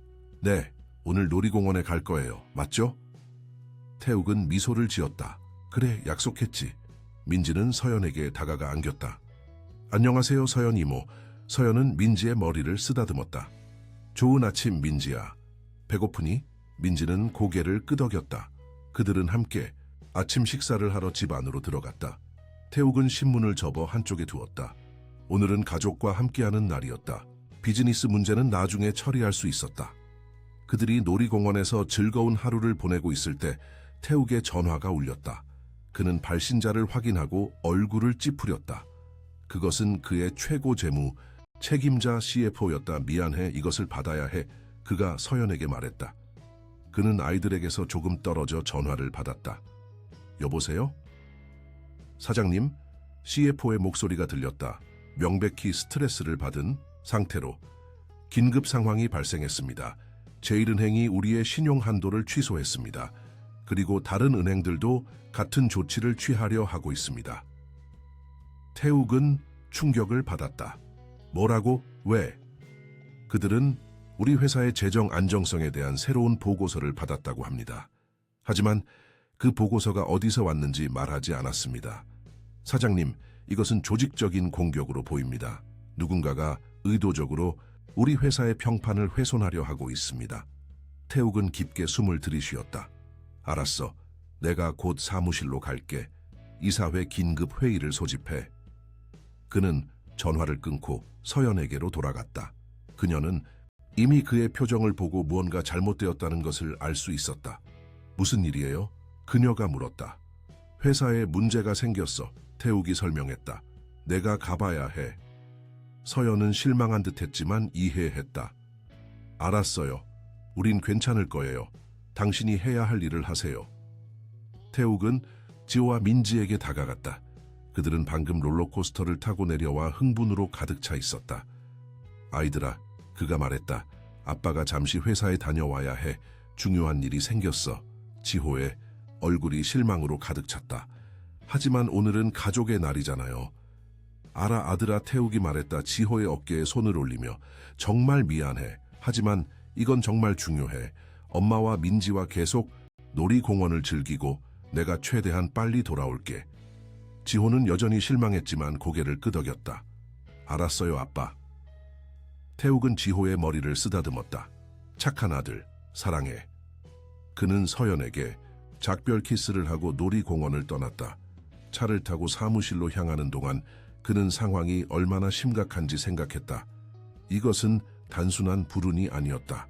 누군가가 의도적으로 그의 회사를 공격하고 있었다. 사무실에 도착했을 때 이미 회의실은 이사들로 가득 차 있었다. 모두가 긴장되어 보였고 몇몇은 화가 난 것처럼 보였다. 무슨 일인지 설명해 주시겠습니까, 김 사장님? 한 이사가 태욱이 자리에 앉자마자 물었다. 태욱은 깊게 숨을 들이쉬었다. 우리 회사가 공격을 받고 있습니다. 누군가가 의도적으로 우리의 평판을 훼손하고 우리의 비즈니스 관계를 파괴하려 하고 있습니다. 누가 그런 일을 할까요? 다른 이사가 물었다. 태욱은 고개를 저었다. 아직 모릅니다. 하지만 조사 중입니다. 회의는 몇 시간 동안 계속되었다. 그들은 은행들과 대화하고 투자자들을 안심시키고 손상된 평판을 복구하기 위한 전략을 개발했다. 태욱은 이사들에게 회사가 재정적으로 안정적이며 이것이 일시적인 위기에 불과하다고 확신시켰다. 회의가 끝났을 때 태욱은 지친 상태로 사무실로 돌아왔다. 그는 자신의 책상에 앉아 상황을 정리하려고 노력했다. 그때 그의 비서가 문을 두드렸다. 사장님, 그녀가 말했다. 방문객이 있습니다. 태욱은 고개를 들었다. 지금은 아무도 만날 기분이 아닌데. 그는 중요한 정보가 있다고 주장합니다. 비서가 말했다. 당신 회사에 대한 공격에 관한 것이라고요. 태욱은 갑자기 경계했다. 누구죠? 그 정진호라고 합니다. 그는 태우의 이전 사업 파트너였어. 태욱이 말을 마쳤다. 그는 그 이름을 알고 있었다. 진호는 태우와 몇몇 의심스러운 거래를 함께 했었다. 그를 들여보내세요. 몇 분 후 40대 중반의 남자가 태욱의 사무실에 들어왔다. 그는 단정하게 차려입었지만 긴장한 것처럼 보였다. 김태욱 씨, 그가 말했다. 약간 고개를 숙이며. 시간을 내주셔서 감사합니다. 일사. 태욱은 손짓으로 그에게 앉으라고 했다. 정진호 씨, 제 회사에 대한 공격에 관한 정보가 있다고 들었습니다. 진호는 고개를 끄덕였다. 네, 사실 저는 그 공격의 일부였습니다. 태욱의 눈이 커졌다. 뭐라고요? 진호는 불편하게 몸을 꿈틀거렸다. 강태우가 감옥에서 저에게 연락했습니다. 그는 당신을 무너뜨리기 위한 계획이 있었습니다. 그는 저에게 당신 회사의 평판을 훼손하는 거짓 정보를 퍼뜨리라고 지시했습니다. 은행들, 투자자들, 파트너들에게요. 왜 그런 일을 했죠? 태욱이 물었다. 분노가 치밀어 오르며. 진호는 시선을 피했다. 태우가 제게 빚이 있었습니다. 그는 제가 그를 도와주면 그 빚을 탕감해 주겠다고 약속했습니다. 그리고 그는 위협도 했습니다. 그래서 당신이 여기 온 이유는 뭐죠? 태욱이 물었다. 양심의 가책이라도 느끼시나요? 진호는 고개를 끄덕였다. 부분적으로는 그렇습니다. 하지만 더 중요한 것은 태욱의 계획이 당신의 회사를 공격하는 것에 그치지 않는다는 점입니다. 태욱은 갑자기 경계했다. 무슨 뜻이죠? 그는 당신의 가족도 노리고 있습니다. 진호가 말했다. 낮은 목소리로. 그는 당신이 모든 것을 잃는 것을 보고 싶어 합니다. 당신의 회사, 당신의 평판, 그리고 당신의 가족까지. 태욱의 얼굴이 창백해졌다. 그가 뭘 계획하고 있죠? 자세히는 모릅니다. 진호가 대답했다. 하지만 그는 다른 사람들과도 접촉했습니다. 위험한 사람들이요. 그는 그들에게 돈을 제공했습니다. 당신의 가족을 해치기 위한 돈을요. 태욱은 즉시 일어섰다. 언제요? 언제 이 일이 일어날 거죠? 곧입니다. 진호가 말했다. 오늘이나 내일일 수도 있습니다. 정확히는 모릅니다. 태욱은 즉시 전화를 들어 서연에게 전화를 걸었다. 전화가 몇 번 울렸지만 대답이 없었다. 그는 다시 전화를 걸었다. 여전히 대답이 없었다. 젠장, 그가 중얼거렸다. 그는 놀이공원 소음 때문에 전화를 듣지 못할 수도 있다고 생각했다. 그는 즉시 보안팀에 전화를 걸었다. 지금 당장 놀이공원으로 가서 내 가족을 찾아. 그가 지시했다. 그들을 안전하게 집으로 데려와. 그리고 집 보안을 최대로 강화해. 전화를 끊은 후 그는 진호를 바라보았다. 이 정보에 감사드립니다. 하지만 당신이 이 모든 일에 관여했다는 사실을 잊지 않을 겁니다.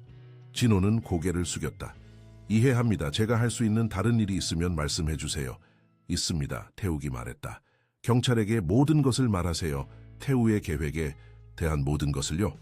진호는 망설였지만 결국 고개를 끄덕였다. 그렇게 하겠습니다. 태욱은 서둘러 사무실을 떠났다. 그는 운전석에 최대한 빨리 놀이공원으로 가라고 지시했다. 그의 마음은 공포로 가득 찼다. 서연, 지호, 민지. 그는 그들이 안전하기를 바랄 뿐이었다. 놀이공원에 도착했을 때 그는 즉시 그들이 마지막으로 있었던 장소로 달려갔다. 하지만 그들은 거기에 없었다. 그는 주변을 둘러보았지만 그들의 모습은 보이지 않았다. 그는 다시 서연의 전화로 전화를 걸었다. 이번에는 누군가가 받았다. 여보세요? 서연의 목소리가 들렸다. 놀이공원의 시끄러운 배경소음과 함께. 서연아, 태욱이 외쳤다. 어디 있어? 회전목마 근처요. 그녀가 대답했다. 지호와 민지가 타고 있어요. 무슨 일이에요? 당신 목소리가 이상해요. 내가 지금 거기로 갈게. 태욱이 말했다. 어디에도 가지마. 내가 갈 때까지 거기 있어. 태욱, 무슨 일이에요? 서연이 물었다. 이제 걱정하는 목소리로. 나중에 설명할게. 태욱이 말했다. 지금은 그냥 아이들과 함께 있어. 그는 전화를 끊고 회전목마로 달려갔다. 그곳에 도착했을 때 그는 서연을 발견했다. 회전목마를 지켜보며 서 있는 그녀를. 지호와 민지는 회전목마 위에 있었다. 웃으며 손을 흔들고 있었다. 서연아, 태욱이 외쳤다. 그녀에게 달려가며. 서연은 돌아보았고 그녀의 얼굴은 걱정으로 가득 찼다. 태욱, 무슨 일이에요? 그는 그녀에게 도달했을 때 그녀를 꽉 안았다. 괜찮아, 아이들은? 우린 다 괜찮아요. 서연이 말했다. 혼란스러운 표정으로. 무슨 일이 있었어요? 태욱은 주변을 살폈다. 어떤 위험의 징후가 있는지 확인하며. 나중에 설명할게. 지금은 여기서 나가야 해. 회전목마가 멈추고 지호와 민지가 내렸다. 그들은 태욱을 보고 달려왔다. 아빠, 지호가 외쳤다. 왔네요. 태욱은 두 아이를 안았다. 얘들아, 우린 지금 집에 가야 해. 하지만 아직 다른 놀이기구도 못 탔어요. 민지가 항의했다. 다음에 다시 올게. 태욱이 약속했다. 하지만 지금은 정말 중요한 일이 있어. 우린 가야 해. 아이들은 실망했지만 따랐다. 태욱은 그들을 출구로 안내했고 그의 보안팀이 이미 거기서 기다리고 있었다. 사장님, 보안 책임자가 말했다. 차가 준비되어 있습니다. 그들은 주차장으로 향했다. 태욱은 계속해서 주변을 경계하고 있었다. 어떤 수상한 움직임이라도 있는지 확인하며. 그의 보안팀 2명이 앞에서 걸었고 다른 2명은 뒤에서 따랐다. 그들이 거의 차에 도달했을 때 태욱은 주차된 차들 사이에서 움직임을 포착했다. 그는 즉시 경계했다. 서연아, 그가 말했다. 낮은 목소리로. 아이들을 데리고 차로 가. 지금 당장. 서연은 그의 목소리의 긴박함을 감지했다. 그녀는 지호와 민지의 손을 잡고 차로 서둘러 갔다. 태욱과 보안팀은 주변을 살폈다. 갑자기 한 남자가 주차된 차들 사이에서 나타났다. 그는 40대 중반으로 보였고 검은 옷을 입고 있었다. 그의 손에는 무언가가 있었다. 저 사람을 막아! 태욱이 외쳤다. 보안팀이 즉시 움직였다. 2명이 남자에게 달려갔고 다른 2명은 태욱과 그의 가족 주변에 방어 진영을 형성했다.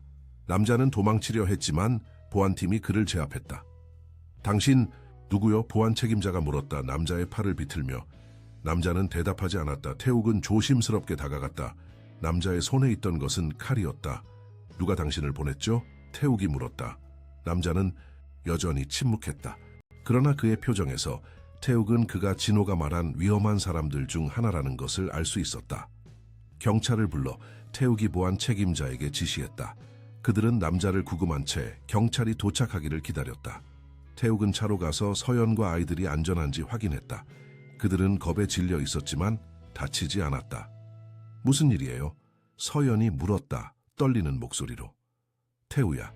태욱이 대답했다. 그가 우리를 해치려고 사람들을 보냈어. 서연의 얼굴이 창백해졌다. 어떻게 그럴 수 있죠? 그는 감옥에 있잖아요. 그는 밖에 협력자들이 있어. 태욱이 설명했다. 그들이 내 회사를 공격하고 있었어. 그리고 이제 우리 가족까지. 지호와 민지는 서로를 꼭 안고 있었다. 겁에 질린 표정으로. 태욱은 그들에게 다가가 무릎을 꿇었다. 괜찮아 얘들아. 그가 말했다. 최대한 차분한 목소리로. 아무도 너희를 다치게 하지 않을 거야. 내가 약속해. 경찰이 도착했을 때 그들은 남자를 체포했다. 태욱은 경찰에게 상황을 설명했고 태우가 이 모든 것의 배후에 있다는 그의 믿음도 말했다. 경찰은 조사를 약속했다. 그들이 마침내 집에 도착했을 때 태욱은 보안 시스템을 최대로 강화하도록 지시했다. 추가 보안 요원들이 집 주변에 배치되었고 모든 출입구가 감시되었다. 아이들이 잠든 후 태욱과 서연은 거실에 앉았다. 서연의 손은 여전히 떨리고 있었다. 태우가 이렇게까지 할 줄은 몰랐어요. 그녀가 말했다. 그가 당신의 회사를 공격하는 것까지는 이해할 수 있어요. 하지만 아이들까지 그건 너무해요. 태욱은 그녀의 손을 잡았다. 그는 우리가 행복한 것을 견딜 수 없는 거야. 그는 복수에 사로잡혀 있어. 어떻게 하면 좋을까요? 서연이 물었다. 이제 어디에도 안전한 곳이 없을 것 같아요. 태욱은 깊게 생각했다. 나에게 계획이 있어. 내일 유 변호사와 이야기할 거야. 우리는 태우에 대한 추가 혐의를 제기할 수 있어. 감옥에서도 범죄를 지시한 혐의로 이것으로 그가 훨씬 더 오랫동안 감옥에 있게 될 거야. 서연은 여전히 걱정스러워 보였다. 하지만 그가 밖에 더 많은 사람들을 가지고 있다면요? 우리는 그들도 찾아낼 거야. 태욱이 약속했다. 정진호가 경찰에게 모든 것을 말하고 있어. 그의 증언으로 우리는 태우의 협력자들을 모두 찾아낼 수 있을 거야. 서연은 태욱의 가슴에 기대었다. 너무 피곤해요. 이 모든 것이 언제 끝날까요? 곧 끝날 거야. 태욱이 약속했다. 그녀의 머리에 키스하며. 우리는 이것을 함께 헤쳐나갈 거야. 항상 그래왔듯이. 그들은 그렇게 앉아 있었다. 서로를 안고 서로에게서 위안을 찾으며. 밖에서는 보안 요원들이 집을 지키고 있었다. 더 이상의 위협으로부터 그들을 보호하기 위해. 그러나 태욱이 몰랐던 것은 진정한 위협은 이미 그들 안에 있었다는 것이었다. 그리고 그것은 그가 가장 신뢰하는 사람으로부터 올 것이었다. 놀이공원에서의 사건 이후 일주일이 지났다. 태욱의 집은 이제 요새처럼 변했다. 추가 보안 요원들이 24시간 집 주변을 순찰했고 최첨단 보안 시스템이 설치되었다. 아무도 허가 없이는 들어올 수 없었다. 서연과 아이들은 거의 집 밖으로 나가지 않았다. 지호와 민지는 학교에 가는 대신 집에서 온라인 수업을 받기 시작했다. 해숙도 정원에서의 시간을 줄이고 대부분 게스트하우스 안에 머물렀다. 태우에 대한 추가 혐의가 제기되었다. 경찰은 정진호의 증언을 바탕으로 감옥에서도 범죄를 지시한 혐의로 그를 기소했다. 놀이공원에서 체포된 남자는 자신이 태우에게 고용되었다는 것을 인정했다. 이 모든 증거로 태우는 오랫동안 감옥에 있을 것이 확실해졌다. 그러나 이 모든 안전 조치에도 불구하고 서연은 여전히 불안했다. 그녀는 자신과 아이들이 다시 감옥과 같은 상황에 처했다고 느꼈다. 그들은 자유롭게 밖으로 나갈 수 없었고 항상 누군가가 지켜보고 있었다. 태욱도 스트레스를 받고 있었다. 그의 회사는 여전히 어려움을 겪고 있었다. 비록 많은 비즈니스 파트너들이 진호의 거짓 정보가 밝혀진 후 돌아왔지만 그들의 신뢰를 완전히 회복하는 데는 시간이 걸릴 것이었다. 어느 저녁, 태욱은 늦게까지 회사에 남아 있었다. 그는 중요한 계약을 구하기 위해 열심히 일하고 있었고 마침내 성공했다. 그는 기쁜 마음으로 집으로 돌아왔다. 서연에게 좋은 소식을 전하고 싶었다. 집에 도착했을 때 그는 서연이 거실에 앉아 있는 것을 발견했다. 어두운 표정으로. 무슨 일이야? 그가 물었다. 코트를 벗으며. 서연은 한숨을 내쉬었다. 우리가 언제까지 이렇게 살아야 할까요? 마치 죄수처럼요. 태욱은 그녀 옆에 앉았다. 알아, 힘들어. 하지만 이건 일시적인 거야. 곧 모든 게 정상으로 돌아올 거야. 정말요? 서연이 물었다. 태우가 감옥에서 나올 때까지요? 그게 언제가 될까요? 5년, 10년? 그동안 우리는 이렇게 살아야 하나요? 태욱은 그녀의 손을 잡았다. 우리가 다른 방법을 찾을 거야. 약속할게. 서연은 그에게 기대었다. 그리고 아이들은요? 그들은 친구들과 놀고 싶어 해요. 정상적인 삶을 살고 싶어 해요. 태욱은 깊게 생각했다. 그녀의 말이 맞았다. 그들은 이렇게 살 수 없었다. 항상 두려움 속에서, 항상 감시 속에서. 내게 생각이 있어. 그가 말했다. 우리가 잠시 떠나는 건 어떨까? 여행을 가는 거야. 서연은 그를 바라보았다. 여행이요? 어디로요? 제주도. 태욱이 제안했다. 그곳에 별장이 있어. 조용하고 안전해. 우리는 거기서 몇 주간 지낼 수 있어. 이 모든 상황이 진정될 때까지. 서연의 눈이 밝아졌다. 정말 그럴 수 있을까요? 물론이지. 태욱이 말했다. 내가 내일 모든 것을 준비할게. 우린 이틀 후에 떠날 수 있을 거야. 서연은 처음으로 오랜만에 진정한 미소를 지었다. 아이들이 정말 좋아할 것 같아요. 특히 지호는요. 그 아이는 바다를 한 번도 본 적이 없어요. 태욱은 놀랐다. 정말 9살인데? 서연은 고개를 끄덕였다. 태우가 우리를 항상 통제했어요. 우린 거의 여행을 하지 않았어요. 그리고 내가 당신과 결혼한 후에는 지호를 숨겨야 했기 때문에 그를 데리고 여행을 갈 수 없었어요. 태욱은 결심했다. 그럼 이번 여행은 특별하게 만들자. 지호와 민지가 절대 잊지 못할 추억을 만들어주자. 그날 밤 그들은 아이들에게 여행 계획을 알렸다. 지호와 민지는 기뻐서 펄쩍 뛰었다. 바다요? 진짜 바다요? 지호가 물었다. 눈이 반짝이며. 그래, 태욱이 대답했다. 그리고 그곳에는 화산도 있고 아름다운 폭포도 있어. 우리는 많은 것을 볼 거야. 저도 갈 수 있어요? 민지가 물었다. 희망에 찬 목소리로. 물론이지. 서연이 말했다. 그녀의 머리를 쓰다듬으며. 할머니도 함께 가실 거야. 해숙은 놀랐다. 저도요. 하지만 제 건강이... 괜찮으세요? 태욱이 말했다. 의사가 동행할 거예요. 그리고 제주도의 공기는 건강에 좋습니다. 할머니의 건강에 도움이 될 거예요. 해숙은 감동했다. 정말 친절하시네요, 태욱 씨. 다음 이틀 동안 그들은 여행 준비를 했다. 태욱은 자신의 제주도 별장을 준비하도록 지시했고 비행기 티켓을 예약했으며 보안팀을 구성했다.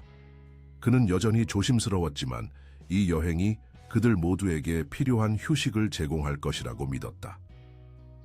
출발 전날 밤, 서연은 짐을 싸고 있었다. 그녀는 옷장에서 여행 가방을 꺼내고 있었을 때 작은 상자를 발견했다. 그것은 그녀가 오랫동안 보지 못했던 것이었다. 그녀는 상자를 열었고 그 안에는 그녀의 오래된 일기장이 있었다. 서연은 일기장을 집어들고 침대에 앉았다. 그녀는 페이지를 넘기기 시작했다. 과거의 기억들이 물밀듯이 밀려왔다. 그것은 그녀가 태우와 함께 있었을 때 쓴 일기였다. 지호가 태어나기 전이었다. 그녀는 자신의 고통과 두려움에 대한 글들을 읽었다. 태우의 학대, 그의 통제, 그의 위협에 대한 것들, 그리고 그녀는 또한 자신의 희망에 대한 글들도 읽었다. 언젠가 그로부터 도망쳐 자유로운 삶을 살 수 있기를 바라는 마음. 마지막 페이지에 그녀는 이렇게 썼다. 오늘 나는 태우의 진짜 모습을 보았다. 그는 단순한 학대자가 아니다. 그는 괴물이다. 그가 한 일은 결코 용서받을 수 없다. 내가 도망칠 방법을 찾아야 한다. 나와 내 아이를 위해. 서연은 일기장을 닫았다. 손이 떨리고 있었다. 그녀는 그 기억을 오랫동안 억눌러 왔다. 태우가 마지막으로 그녀에게 한 일, 그녀가 마침내 그를 떠나기로 결심하게 만든 그 일. 태욱이 방에 들어왔다. 그는 서연의 표정을 보고 즉시 걱정했다. 무슨 일이야? 서연은 일기장을 그에게 건넸다. 내가 당신에게 모든 것을 말하지 않았어요. 태욱은 혼란스러워 보였다. 무슨 뜻이야? 태우에 대해서요, 서연이 말했다. 목소리가 떨렸다. 그가 왜 이렇게까지 우리를 해치려고 하는지, 왜 그가 이렇게 집착하는지. 태욱은 침대에 앉았다. 일기장을 살펴보며. 이게 뭐야? 내 오래된 일기장이에요. 서연이 설명했다. 태우와 함께 있을 때 쓴 거예요. 태우는 단순한 학대자가 아니에요. 그는 살인자예요. 태욱의 얼굴이 창백해졌다. 뭐라고? 서연은 깊게 숨을 들이쉬었다. 지호가 태어나기 전 태우와 내가 함께 있을 때 그는 비즈니스 파트너와 문제가 있었어요. 그들은 돈 문제로 싸웠죠. 어느 날 밤 태우는 그 사람을 우리 아파트로 데려왔어요. 그들은 다시 싸우기 시작했고 태우는 통제를 잃었어요. 그는 그 사람을 때렸어요. 계속해서 멈추지 않고. 그리고 그는 죽었어? 태욱이 끝맺었다. 충격을 받은 목소리로. 서연은 고개를 끄덕였다. 태우는 나에게 도와달라고 했어요. 그 사람의 시체를 처리하는 것을요. 나는 거부했어요. 경찰에 신고하겠다고 했어요. 그러자 그는 나를 위협했어요. 만약 내가 경찰에 말하면 그가 나도 죽이겠다고요. 그는 내가 임신 중이라는 것을 알았어요. 그는 내 배를 가리키며 말했어요. 네가 경찰에 가면 너와 이 아이 모두 죽을 거야. 태욱은 충격을 받았다. Fighting no. 그래서 넌 침묵했어? 서연은 고개를 끄덕였다. 눈물이 뺨을 타고 흘러내렸다. 난 너무 두려웠어요. 내 아이를 지키고 싶었어요. 하지만 그 후로 난 태우가 진정한 괴물이라는 것을 알았어요. 내가 마침내 그를 떠날 용기를 냈을 때 그는 내가 너무 많이 알고 있다는 것을 알았어요. 그래서 그는 계속해서 나를 찾았던 거예요. 나를 통제하기 위해서요. 태욱은 일어섰다. 충격과 분노가 그의 얼굴에 쓰여 있었다. 이건 모든 것을 바꾸어. 우리는 이 정보를 경찰에 전해야 해. 하지만 증거가 없어요. 서연이 말했다. 그리고 나는 공범이에요. 내가 침묵했으니까요.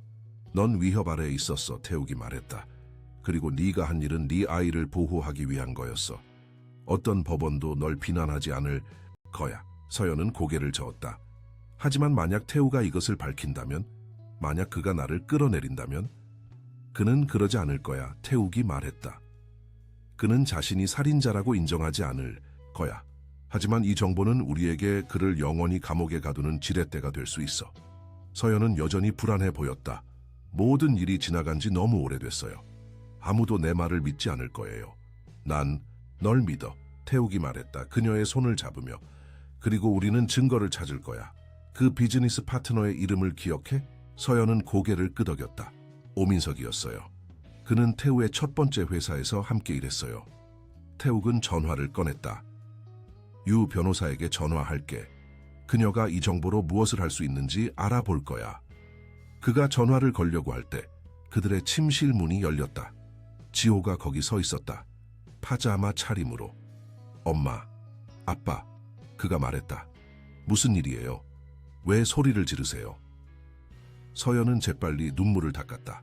아무것도 아니야, 지호야. 그냥 어른들의 대화였어. 지호는 확신하지 않는 듯했다. 화났어요? 태욱은 지회에게 다가가 무릎을 꿇었다. 아니, 아들아. 우린 그냥 여행에 대해 이야기하고 있었어. 내일 제주도에 가는 거 기대되니? 지호의 얼굴이 밝아졌다. 네, 전 정말 바다가 보고 싶어요. 그럼 이제 자러 가자, 태욱이 말했다. 내일은 일찍 일어나야 해. 그는 지호를 그의 방으로 데려다 주었다. 돌아왔을 때 서연은 여전히 침대에 앉아 있었다. 일기장을 손에 쥐고. 난 이걸 가져갈 거야, 태욱이 말했다. 일기장을 가리키며. 이건 증거가 될 수 있어. 서연은 망설였지만 일기장을 그에게 건넸다. 당신이 오라요. 이제 진실이 밝혀져야 해요의 태욱은 일기장을 안전한 곳에 두었다. 그런 다음 그들은 짐을 싸는 것을 마쳤다. 그날 밤 서연은 불안한 잠을 잤다. 오래된 기억들이 그녀의 꿈속에서 그녀를 괴롭혔다. 다음 날 아침 그들은 일찍 일어났다. 짐은 이미 차에 실려 있었고 그들은 공항으로 출발할 준비가 되어 있었다.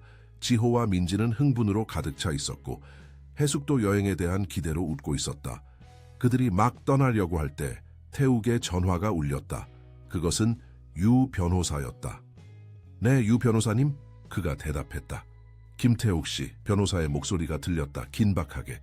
중요한 소식이 있습니다. 강태우가 도망쳤습니다. 태욱의 얼굴이 창백해졌다. 뭐라고요? 어떻게요? 아직 자세한 내용은 모릅니다. 유 변호사가 말했다. 하지만 그는 병원으로 이송되는 동안 탈출했습니다.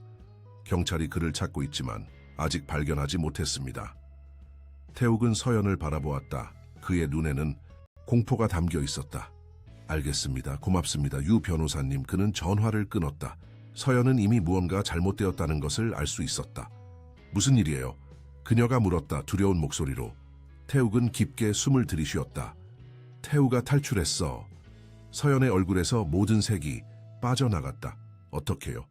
병원으로 이송되는 동안 태욱이 설명했다. 경찰이 그를 찾고 있어. 서연은 아이들을 바라보았다. 그들은 차 안에서 기다리고 있었다. 여전히 여행에 대한 기대로 가득 차 있었다. 어떻게 해야 할까요? 그녀가 물었다. 태욱은 잠시 생각했다. 계획대로 가자. 제주도는 안전할 거야. 내가 보안팀에게 알릴게. 그들이 우리를 보호할 거야. 서연은 확신하지 않는 듯했다. 하지만 태우는 그는 우리가 어디로 가는지 모를 거야. 태욱이 말했다. 그리고 우리가 섬에 있으면 그는 우리에게 접근하기 어려울 거야. 서연은 여전히 두려워 보였지만 고개를 끄덕였다. 그들은 차에 탔고 운전사는 공항을 향해 출발했다. 태욱은 보안팀 책임자에게 전화를 걸어 상황을 설명했다. 보안은 강화될 것이었다. 공항으로 가는 동안 서연은 창밖을 바라보았다. 그녀는 태우가 밖에 있다는 생각에 떨었다. 자유롭게, 위험하게. 그가 얼마나 멀리 갈 것인지, 그들을 찾기 위해 무엇을 할 것인지 생각하자 그녀는 공포에 질렸다. 하지만 그녀가 알지 못했던 것은 태우가 이미 그들의 계획을 알고 있다는 것이었다. 그는 이미 그들보다 한 발 앞서 있었다. 그리고 그는 자신의 최종 복수를 위해 기다리고 있었다. 그들이 제주도에 도착하기를. 그들이 알지 못했던 것은 배신자가 이미 그들 가운데 있었다는 것이었다. 그리고 그 사람은 그들이 결코 의심하지 않을 사람이었다. 제주도의 푸른 바다가 창문 너머로 빛났다. 태욱의 별장은 섬의 한적한 곳에 위치해 있었다. 바다가 내려다 보이는 절벽 위에. 그것은 넓고 아름다운 곳이었고 대리석 바닥, 거대한 유리창, 그리고 최고급 가구들로 꾸며져 있었다. 지호와 민지는 도착하자마자 해변으로 달려갔다. 그들은 이전에 한 번도 이렇게 맑고 푸른 바다를 본 적이 없었다. 해숙도 그들과 함께했다. 비록 그녀는 해변까지 걸어가는데 도움이 필요했지만 서영과 태욱은 테라스에서 그들을 지켜보았다. 아이들이 정말 행복해 보이네요. 서연이 말했다. 미소를 지으며. 태욱은 고개를 끄덕였다. 그래, 이 여행이 우리 모두에게 필요했던 것 같아. 하지만 그들의 표면적인 평온함 아래에는 여전히 불안이 도사리고 있었다. 태우의 탈출은 그들의 마음에 무거운 짐을 얹었다. 태욱은 보안을 2배로 강화했다. 보안 요원들이 별장 주변을 순찰했고 모든 출입구가 감시되었다. 경찰로부터 소식이 있었어요. 서연이 물었다. 태욱은 고개를 저었다. 아직. 그들은 여전히 태우를 찾고 있어. 하지만 걱정하지 마. 여기는 안전해. 태우는 우리가 여기 있다는 것을 모를 거야. 서연은 확신하지 않는 듯했지만 아무 말도 하지 않았다. 그녀는 자신의 에메랄드 목걸이를 만졌다. 그것은 이제 그녀에게 부적과 같은 존재가 되었다. 저녁이 되자 그들은 별장의 넓은 식당에서 식사를 했다. 주방장이 제주도의 신선한 해산물로 만든 풍성한 식사를 준비했다. 지호와 민지는 음식에 대해 열광했고 해숙도 오랜만에 진정한 미소를 지었다. 식사 후 아이들은 피곤했다. 그들은 여행과 해변에서의 시간으로 지쳐 있었다. 서연은 그들을 그들의 방으로 데려갔다. 태욱은 주방에서 주방장과 이야기를 나누고 있었다. 서연이 아이들을 재우고 있을 때 그녀의 전화가 울렸다. 그녀는 발신자 번호를 확인했지만 그것은 알 수 없음으로 표시되어 있었다. 그녀는 망설였지만 결국 전화를 받기로 했다. 여보세요? 그녀가 말했다. 서연아, 낮고 익숙한 목소리가 들렸다. 내 목소리가 들리니? 서연의 심장이 멈추는 것 같았다. 태우? 그래, 그가 말했다. 그의 목소리는 차분했지만 그 아래에는 분노가 담겨 있었다. 오랜만이야. 서연은 주변을 둘러보았다. 마치 태우가 그녀를 지켜보고 있을까봐 두려운 듯이. 어떻게 내 번호를 알았어? 태우가 웃었다. 난 많은 것을 알아, 서연아. 네가 제주도에 있다는 것도 알고 있지. 태우계 별장에 절벽 위에 있는 그 아름다운 집에. 서연은 공포로 얼어붙었다. 뭘 원하는 거야? 네가 원하는 거야. 태우가 말했다. 항상 그래왔어. 넌 미쳤어. 서연이 말했다. 목소리가 떨렸다.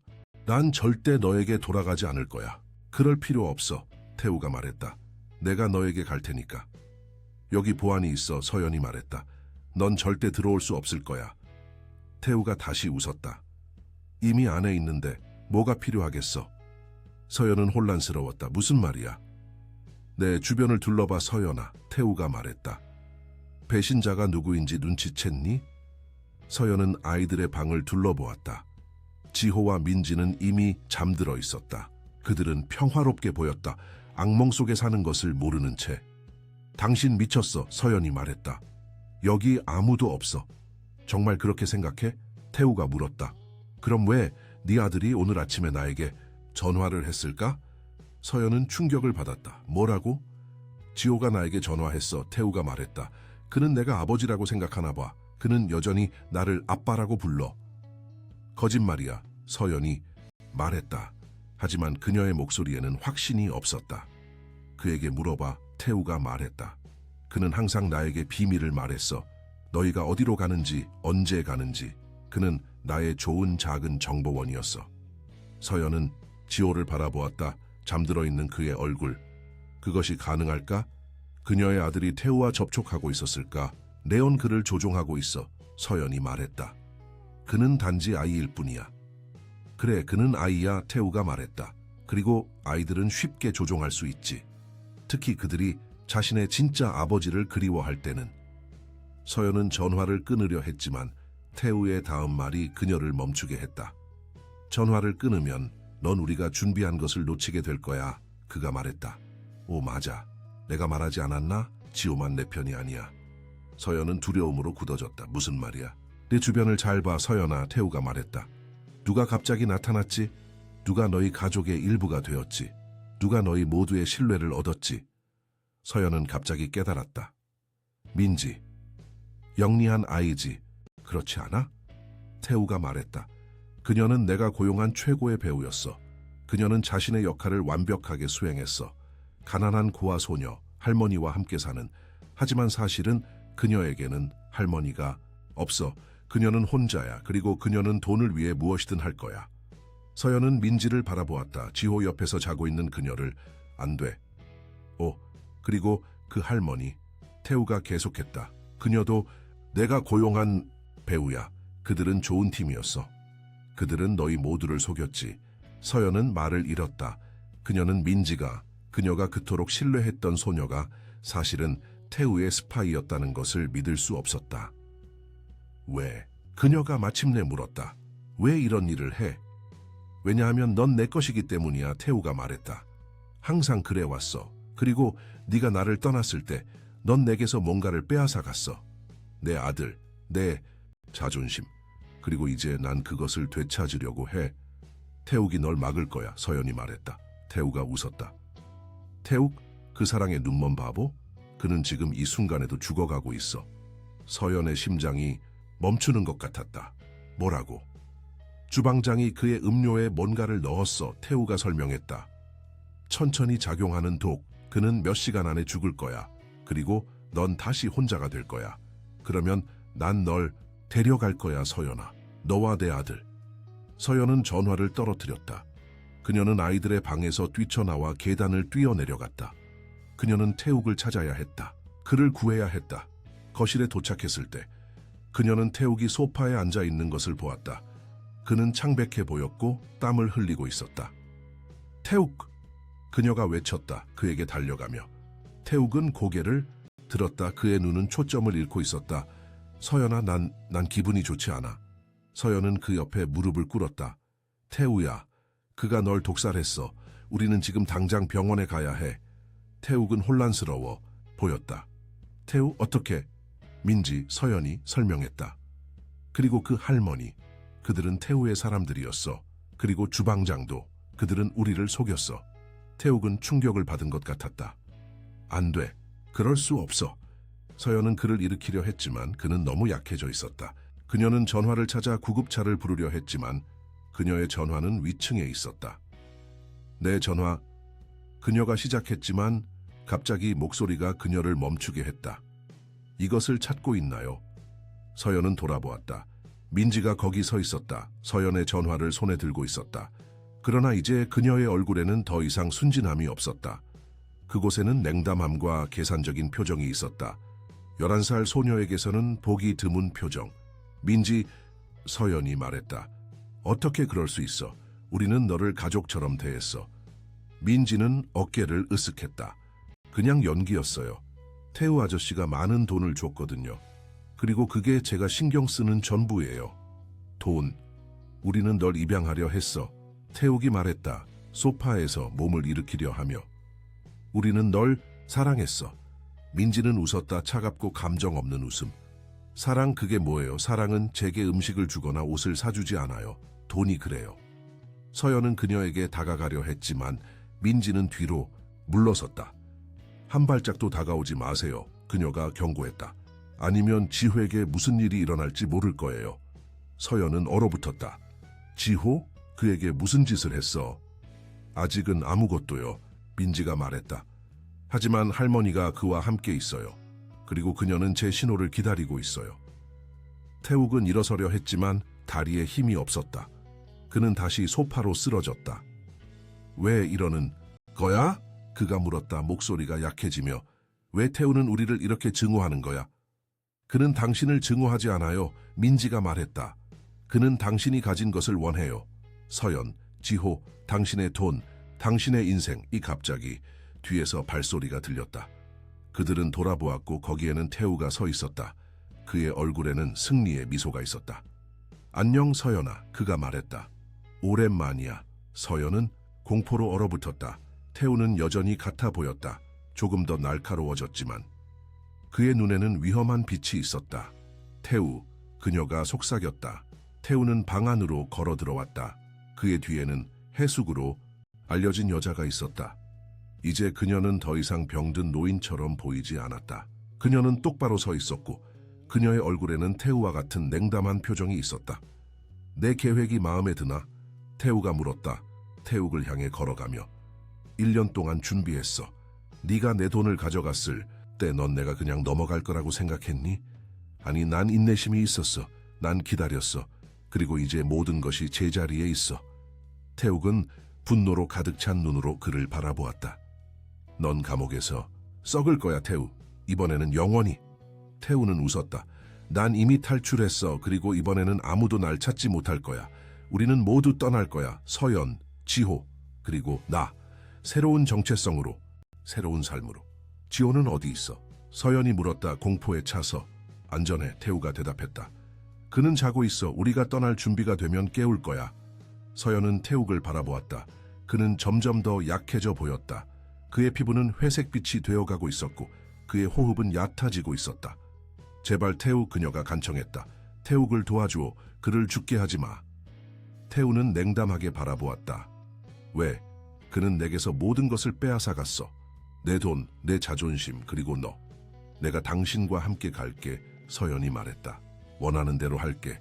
하지만 제발 태욱을 살려줘. 태우는 생각하는 척했다. 흥미로운 제안이야. 하지만 난 이미 네가 내 것이란 걸 알아. 넌 선택권이 없어, 서연아. 서연은 절망 속에서 방법을 찾으려 노력했다. 그녀는 어떻게든 태욱을 구하고 지호를 보호하고 태우를 막아야 했다. 그때 그녀는 무언가를 기억했다. 서연은 아직도 에메랄드 목걸이를 하고 있었다. 태욱이 그녀에게 준 목걸이, 그녀의 눈동자와 같은 세 개 다. 태우가 민지와 해숙에게 지시를 내리고 있는 동안 서연은 조용히 목걸이의 잠금 장치를 풀었다. 그것은 무거웠고 단단했고 그리고 그것은 무기가 될 수 있었다. 서연은 깊게 숨을 들이쉬었다. 그녀는 단 한 번의 기회를 가질 것이었다. 태우가 그녀에게 등을 돌렸을 때 그녀는 행동했다. 그녀는 목걸이를 손에 감아 주먹을 만들었고 모든 힘을 다해 태우의 머리를 내리쳤다. 그는 고통으로 비명을 질렀고 뒤로 비틀거렸다. 민지 그녀를 막아 그가 소리쳤다. 하지만 민지는 얼어붙어 있었다. 놀라서. 서연은 그 기회를 이용해 다시 태우를 공격했다. 이번에는 그의 얼굴을 향해. 그녀의 목걸이에 있는 에메랄드가 그의 피부를 찢었다. 그의 얼굴에 깊은 상처를 남기며 태우는 고통으로 비명을 질렀고 그의 손으로 얼굴을 가렸다. 서연은 그를 밀쳐 넘어뜨렸다. 민지, 해숙, 뭐 하는 거야? 태우가 소리쳤다. 하지만 그들이 반응하기 전에 갑자기 문이 열렸다. 보안 요원들이 방으로 들어왔다. 무기를 들고. 꼼짝 마. 그들이 소리쳤다. 태우는 충격을 받았다. 뭐, 어떻게? 네가 모르는 게 있어. 태욱이 말했다. 갑자기 소파에서 일어서며. 그는 더 이상 약해 보이지 않았다. 사실 그는 완전히 건강해 보였다. 난 내 계획을 알고 있었어. 태우는 혼란스러워 보였다. 불가능해. 독. 태욱은 웃었다. 독? 오, 맞아. 주방장이 내 음료에 뭔가를 넣었지. 하지만 그것은 독이 아니었어. 그것은 단지 물이었어. 왜냐하면 태우, 네가 생각하는 것만큼 주방장이 너에게 충성하지 않았거든. 그때 주방장이 방으로 들어왔다. 그는 태우를 바라보았다. 미안합니다, 강태우 씨, 그가 말했다. 하지만 저는 김태욱 씨에게 더 많은 돈을 받았습니다. 태우는 분노로 얼굴이 일그러졌다. 이럴 수는 없어. 오, 하지만 가능해, 태욱이 말했다. 넌 네 계획에 너무 자신이 넘쳤어. 하지만 난 항상 한 발 앞서 있었어. 민지와 해숙기 내 사람들이라는 것을 우리는 몇 주 전에 알아냈어. 그들의 배경을 조사했을 때 그들의 이야기가 맞지 않았거든. 그래서 우리는 그들을 지켜보기 시작했고 그들이 너와 연락하는 것을 발견했지. 태우는 민지와 해숙을 분노의 눈으로 바라보았다. 너희가 날 배신했어. 아니요, 민지가 말했다. 이제 그녀의 목소리에는 두려움이 있었다. 우린 당신을 배신하지 않았어요. 그들이 우리를 발견한 거예요. 그리고 네가 병원에서 탈출했을 때 태욱이 계속했다. 우리는 네가 우리를 쫓아올 것을 알았어. 그래서 우리는 함정을 설치했어. 우리는 제주도로 가는 척했지만 사실 이것은 모두 연극이었어. 이 집은 내 것이 아니야. 이것은 경찰이 빌린 거야, 너를 잡기 위해. 그때 더 많은 사람들이 방으로 들어왔다. 그들은 경찰이었다. 제복을 입고. 강태우, 경찰 중 한 명이 말했다. 당신은 체포되었습니다. 탈옥, 살인 미수, 그리고 살인 혐의로. 살인?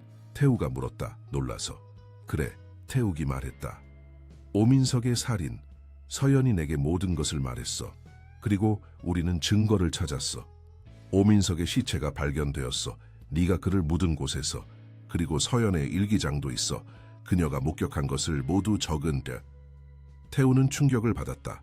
그는 서연을 바라보았다. 그의 눈에는 분노와 배신감이 가득했다. 너, 그가 시작했지만 경찰이 그를 제압하고 수갑을 채웠다. 이번에는 도망치지 못할 거야, 태욱이 말했다. 넌 남은 인생을 감옥에서 보내게 될 거야. 경찰이 태우를 끌고 나갔다. 민지와 해숙도 체포되었다. 그들이 끌려나갈 때 민지는 서연을 바라보았다. 그녀의 눈에는 처음으로 진정한 감정이 보였다. 후회. 미안해요. 그녀가 속삭였다. 저는 단지 알아. 서연이 말했다. 넌 단지 살아남으려 했던 거야. 민지는 고개를 숙였고 경찰에게 끌려나갔다. 방이 조용해졌을 때 서연은 태욱에게 달려가 그를 안았다. 당신이 괜찮아서 다행이에요. 그녀가 말했다. 눈물이 뺨을 타고 흘러내렸다. 난 정말 당신이 독살됐다고 생각했어요. 태욱은 그녀를 꽉 안았다. 괜찮아. 모든 게 계획대로 됐어. 우리는 태우를 잡았어. 이번에는 영원히. 하지만 지호는요? 서연이 물었다. 갑자기. 기억하며 태우가 그를 어디에 두었다고 했어요. 태욱은 미소를 지었다. 걱정 마. 지호는 안전해. 그는 경찰과 함께 있어.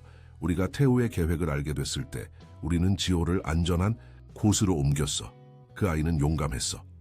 그는 태우가 그에게 연락했다는 것을 내게 말했어. 그리고 그는 태우의 계획을 알아내기 위해 연기했어. 서연은 안도의 한숨을 내쉬었다. 정말요? 지호가 그랬어요? 태욱은 고개를 끄덕였다. 그래. 그는 용감한 아이야, 서연아. 그는 네 아들이야. 서연은 눈물을 닦았다. 그리고 당신의 아들이기도 해요. 태욱은 미소를 지었다. 그래, 내 아들. 경찰관이 방으로 들어왔다. 김씨, 박씨, 지호를 데려왔습니다. 그리고 거기 문간에 지호가 서 있었다. 그는 경찰관 옆에 있었고 그의 얼굴에는 안도의 미소가 있었다. 엄마, 아빠. 그가 외쳤다. 그들에게 달려가며 서연과 태욱은 그를 껴안았다. 세 사람은 하나가 되어 안았다. 그들은 마침내 안전했다. 마침내 자유로웠다. 마침내 진정한 가족이 되었다. 몇 주 후 그들은 진짜 제주도로 여행을 갔다. 이번에는 진짜 휴가였다. 함정이 아니라.